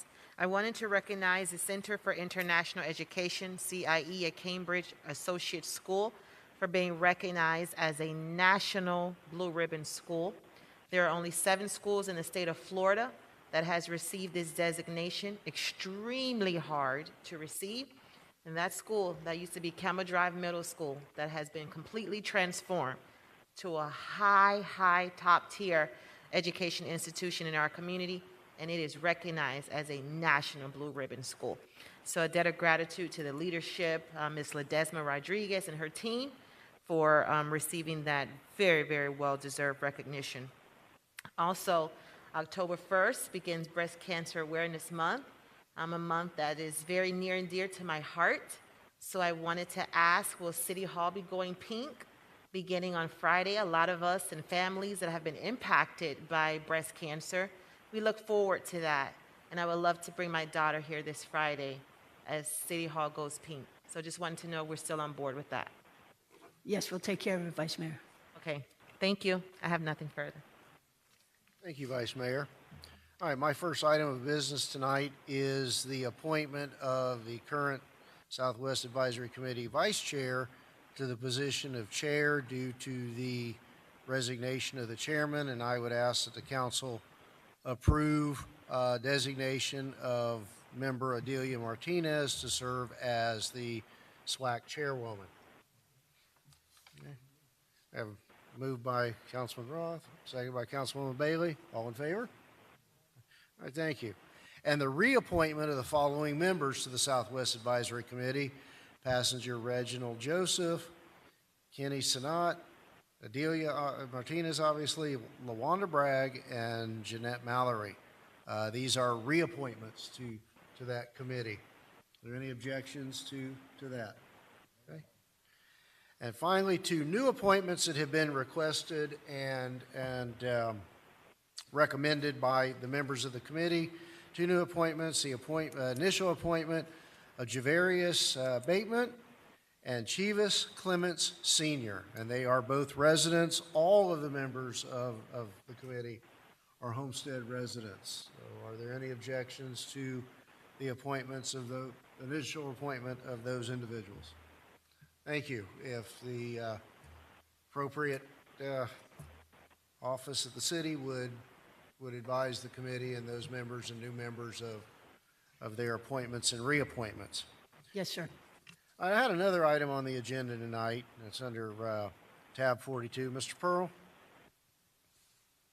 Yes, Mr. Mayor. Tab 42 is a resolution of the City Council of the City of Homestead, Florida, notifying the Florida Department of Economic Opportunity and other units of local government and governmental agencies, the reviewing agencies, of all of the city's opposition to the Miami-Dade County Comprehensive Development Master Plan amendment made pursuant to application number CDMP 2021-0003, directing the city clerk to transmit a copy of this resolution to the reviewing agencies and providing for an effective date. Thank you. And I bring this forward as a request for this council to submit a resolution to the appropriate state agency objecting to or encouraging a denial of the application for the movement of the urban development boundary line approved by the county commission. In short, this would bring in 800 new acres currently outside the UDB in as commercial property out near the Homestead Air Reserve Base. County staff across the board recommended denial. The commission did not allow those recommendations to be put on the record and sent it forward. Whether or not you're a proponent of the UDB in general, my concern is that our community has a significant amount of heavy commercial and industrial acreage that remains vacant, and that if that parcel, 800 acres, is brought in, it's very likely that, for generations, or certainly decades, our land would likely not be absorbed. our land lies generally within the UDB, and it would relieve the issues and objections that certain organizations have to moving the UDB. We can create jobs right here in Homestead on the land that's available. Ms. Lopez, were you able to get the number or an estimate of the acreage that we have available? I was not. I didn't conduct that research for Mr. Corradino, and I don't want to give you inaccurate information. I can look into it tomorrow once he and I can speak, but I didn't want to Sure, misrepresent. no, I appreciate that, and but you know, we're all aware of our own Park of Commerce and other properties out around the Park of Commerce, between the Park of Commerce and the Speedway property. Certainly my interest has been bringing that business and industry and the resultant jobs here within lands that are already inside the UDB. So I wanted to bring this forward for consideration and possible approval by council. So I would look to your comments and concerns on this issue. Councilman Fletcher?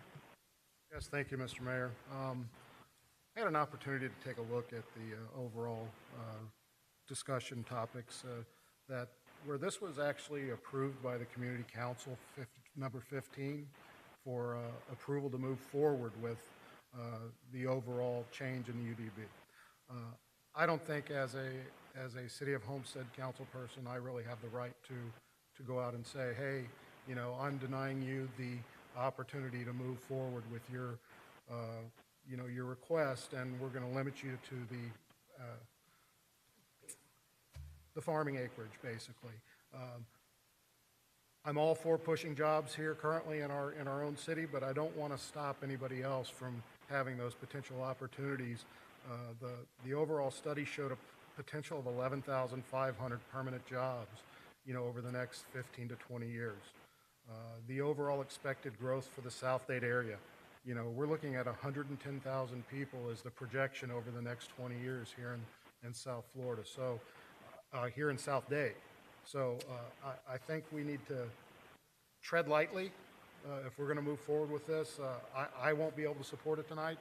I think we need a lot more information. You know, I'd love to hear from my colleagues. Councilman as well. Shelley? Thank you. Yeah, this is one where you know, earlier today I probably was in full support. I'm not a big fan of moving the UDB just because it does encourage more development, and once one part of the UDB starts to move in large numbers, next thing you know, it's fair game for the rest of the UDB, and it you know, there's already enough density here, and I think South Florida as there is. However, you know, similar to what Councilman Fletcher just brought up, you know, it does seem like this issue is not as clear cut as I guess I originally thought it was when I saw it on the agenda, where there is a lot of nuances or potential nuances that I don't fully understand because I haven't been, you know, fully invested in this particular issue. You know, so I would be a little hesitant, similar to Councilman Fletcher, of taking a hard stand as a city without knowing all of the details, although, you know, on first blush, I'm kind of the same opinion that you are, Mayor, which is, you know, I think that we always believed we were the last frontier as far as our Park of Commerce goes, that all the land north of us had finally filled up, and we were within, you know, a 5 to maybe 10-year window of finally starting to see some progress there. And I do agree that, you know, potentially opening up 800 additional acres, you know, would push us back again, you know, that 20, 30-year window. So I do think there's good arguments on all fronts that I have concerns about, but I don't know that I do have enough information at this moment in time to actually weigh into it and say, you know, with the full body of the council and the city, this is my position. So that's my only concern about where we are tonight. But more information and potentially revisiting this, you know, in the future would definitely be something I'd be okay with. Thank you, Mayor. Thank you. Appreciate that. Vice Mayor? Yes, thank you, Mayor. Almost a carbon copy to Councilman Fletcher. I know that the Community Council unanimously, I believe, approved this, as well as the County Commission 9-3. And I know 10 years ago I was participating in a debate and they asked me would I support moving the UDB, and I've never been a fan of supporting that. But, you know, times have changed. I recognize the amount of jobs that it brings as elected officials. That is something that we want to do, bring jobs. These will be high wage jobs. I understand that they're more interested in large swaths of acreage as opposed to pockets here and there. but it's just so much that I haven't been well versed on, and it's not my wheelhouse, not something that I've been researching and heavily vested in. So I'm hesitant to move forward with this at this time. Thank you. Councilman Rowe? Councilwoman Bailey? Thank you, Mayor. I'll just add one thing, and I do agree as well. I have not been a fan of it at all. I listened to most of the county commission meeting, and there are some interesting points that are brought up, even having to do with how that farming is affecting the water table. So I think that there is a little more to learn. I'm not sure what 3283 was, but I actually took it out of the book before the meeting, and now I'm not sure where it came from, but it does talk about vacant commercial acreage. Vacant commercial acreage was at 219 acres. To your question earlier. So I would love to learn a little more. I would love to fill all of this acreage, of course, here in Homestead, but if it does mean some bigger opportunities, then I think we need to look into that. Thank you, Mayor. Thank you. Appreciate it. Councilwoman? Thank you, Mayor. I'm with the majority on this item, and I think that with our utility rates as attractive as they are, I'm really not worried with attracting business to our Park of Carmos and to Homestead. So I'd like to keep an eye on it, and we can certainly revisit it in the future, but I'm with the rest of us. Thank you. Well, that's not as simple as that, with all due respect. This is a do or die moment. If we don't, I think we need to take a stand. We represent Homestead. We don't represent the region. The commissioner that apparently has contacted a lot of you all represents the region, and his interests are outside of Homestead. I happen to represent Homestead. We have land inside the UDB that will create jobs. And when that massive land is brought in, you know what we're going to see?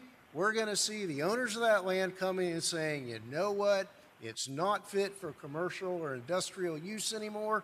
Let us build some more houses. Just what we don't need. And I want to say to the public, all the information my colleagues needed tonight was in this package. The full county staff report as to absorption rates and all their bases for recommending denial that were not permitted to be put on the record are contained in our council packages. But I understand what this is all about. This is deja vu back to November, December, January of 19 and 20. And I'll live with that. But I say to you folks who want a deeper and broader tax base and more jobs in Homestead, this is going to, the approval of the 800 acres coming into the UDB will be of no benefit to the city of Homestead as an entity. Will it create some jobs? Yes. We've got to look beyond that. So clearly, there's no consensus here. It's going to be 6-1. If you all want to put that on the record, somebody make a motion to deny. I didn't get to make my comment yet, though.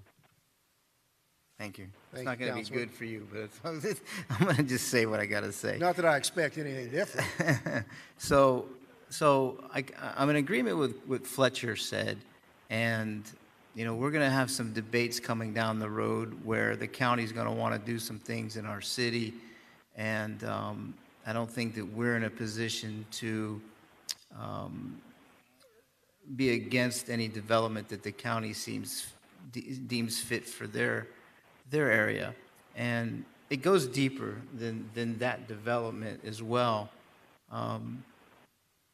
When all of the buildings started to come up along the turnpike, and all of the building that's continuously being built north of our city on US 1, we weren't very proactive in stopping any of that either. And all of that construction, all of that residential development affects each and every one of our citizens that travel north to work every day. So I'm with you on the aspects of some of the, stopping some of the stuff that the county wants to try to do, but it can't be an isolated thing. It has to be, we look at everything that the county wants to do. The crowding of US 1 north of our city is going to impact us in ways we don't even conceive at this point right now. When it takes you an hour to drive from the city of Homestead up US 1 to Fuddruckers, let's say, on a Saturday afternoon, to me, that's just intolerable. It's not right that we have to endure that. So I think, I mean, you're good at bringing this point out. It's not going to pass tonight. I get that. But we need to look at all these aspects of construction, residential construction that impacts the city every single day. We all want to see the jobs come to the city of Homestead. We heard some great, great, great ideas tonight with the blockchain technology wanting to come here. That will stimulate and create some jobs. Will the 800 acres help any of the citizens in the city of Homestead? It might. Some of those people that are commuting all the way to Miami, downtown Miami, may end up with jobs 2 or 3 miles from here. I don't know. But I just don't think it's our part. It's our responsibility to voice an opinion on another municipality or county agency of what they should or shouldn't do. That's just my thought. That's my opinion. Thank you, Mayor. Let me ask you this. Okay. You know, if We we're can going debate. that can of worms, a few minutes ago you said we hadn't been proactive with all the stuff going on up and down the turnpike that impacts our residents. So following your logic, tonight, we really had no business getting involved in that. And I was kind of encouraged for a minute when there was finally a realization that things happening at our borders have negative impacts on us. And I was going to suggest, because I've been hearing it as I campaign door to door, folks on the west side of our community are really concerned about all of these zoning applications in the unincorporated area to the west that impact their quality of life and our traffic and are building houses on a fourth of the size of the lots that they live on right across the street. So I was kind of encouraged when you started talking that let's have staff monitor those applications. Let's be proactive. Let's take a stand on that. You know, either we are or we aren't. We can't cherry pick. I mean, I got proactive on the project that Mr. Arza did out on Chrome and Avocado, and when Councilman Shelley was vice mayor, he got involved in that, and we were able to make a difference. So are we going to sit on our hands and then bemoan the bad things that happened to Homestead, or are we going to get proactive? Because if we're not going to get proactive about this outside of our boundaries, I think you all are saying to residents, well, you're on your own for what happens outside of our boundaries but adjacent to the city. Mayor, we do have the numbers that you asked for earlier. Hi. So there's approximately 339 acres of vacant industrial or commercial land within the city limit. With 155 acres of that is industrial, 182 acres of that is in the PARC, more or less. But it's all inside the UDB, and it's about half of what the county's talking about bringing in the UDB to promote that kind of development. So, I mean, clearly our commissioners have said to Homestead, we don't care. We're gonna benefit our benefactors a little bit further north. But, you know. Mayor. Mr. Fletcher, Councilman Fletcher. Thank you. So I'm not completely closed to the idea, okay? But I think it's imperative that we are the ones that need to sell Homestead. We need to sell the benefits of this town, and we have the opportunity to do that through the blockchain because we have a power plant. That happens to be a great benefit that could that we're looking at over the next couple of years. These other locations don't have those same benefits that we have. We provide different services than those unincorporated areas. I'm not saying I'm not, thoughtful about what you're trying to do. I just think overall it's not our job as a body to make that determination. So again, you're not interested in monitoring these residential applications that are going on at the western edges outside of our city? That it's none of our business? I'm not going to get into an argument over semantics. I think we do need to look at certain things, but when it comes to job creation in South Dade, we need to be looking at everything that can move down this way. Well, you're right, we do market our city, but it's hard to compete with something that's being brought in. It's difficult. So look, I know who I represent. Either we let this die, or if you all want to stick it in my ear and vote it down, pick your poison. There's nothing further. Do we have a motion to adjourn? Move to adjourn. We have a second? We have a second. All in favor? Thank you all. Good night.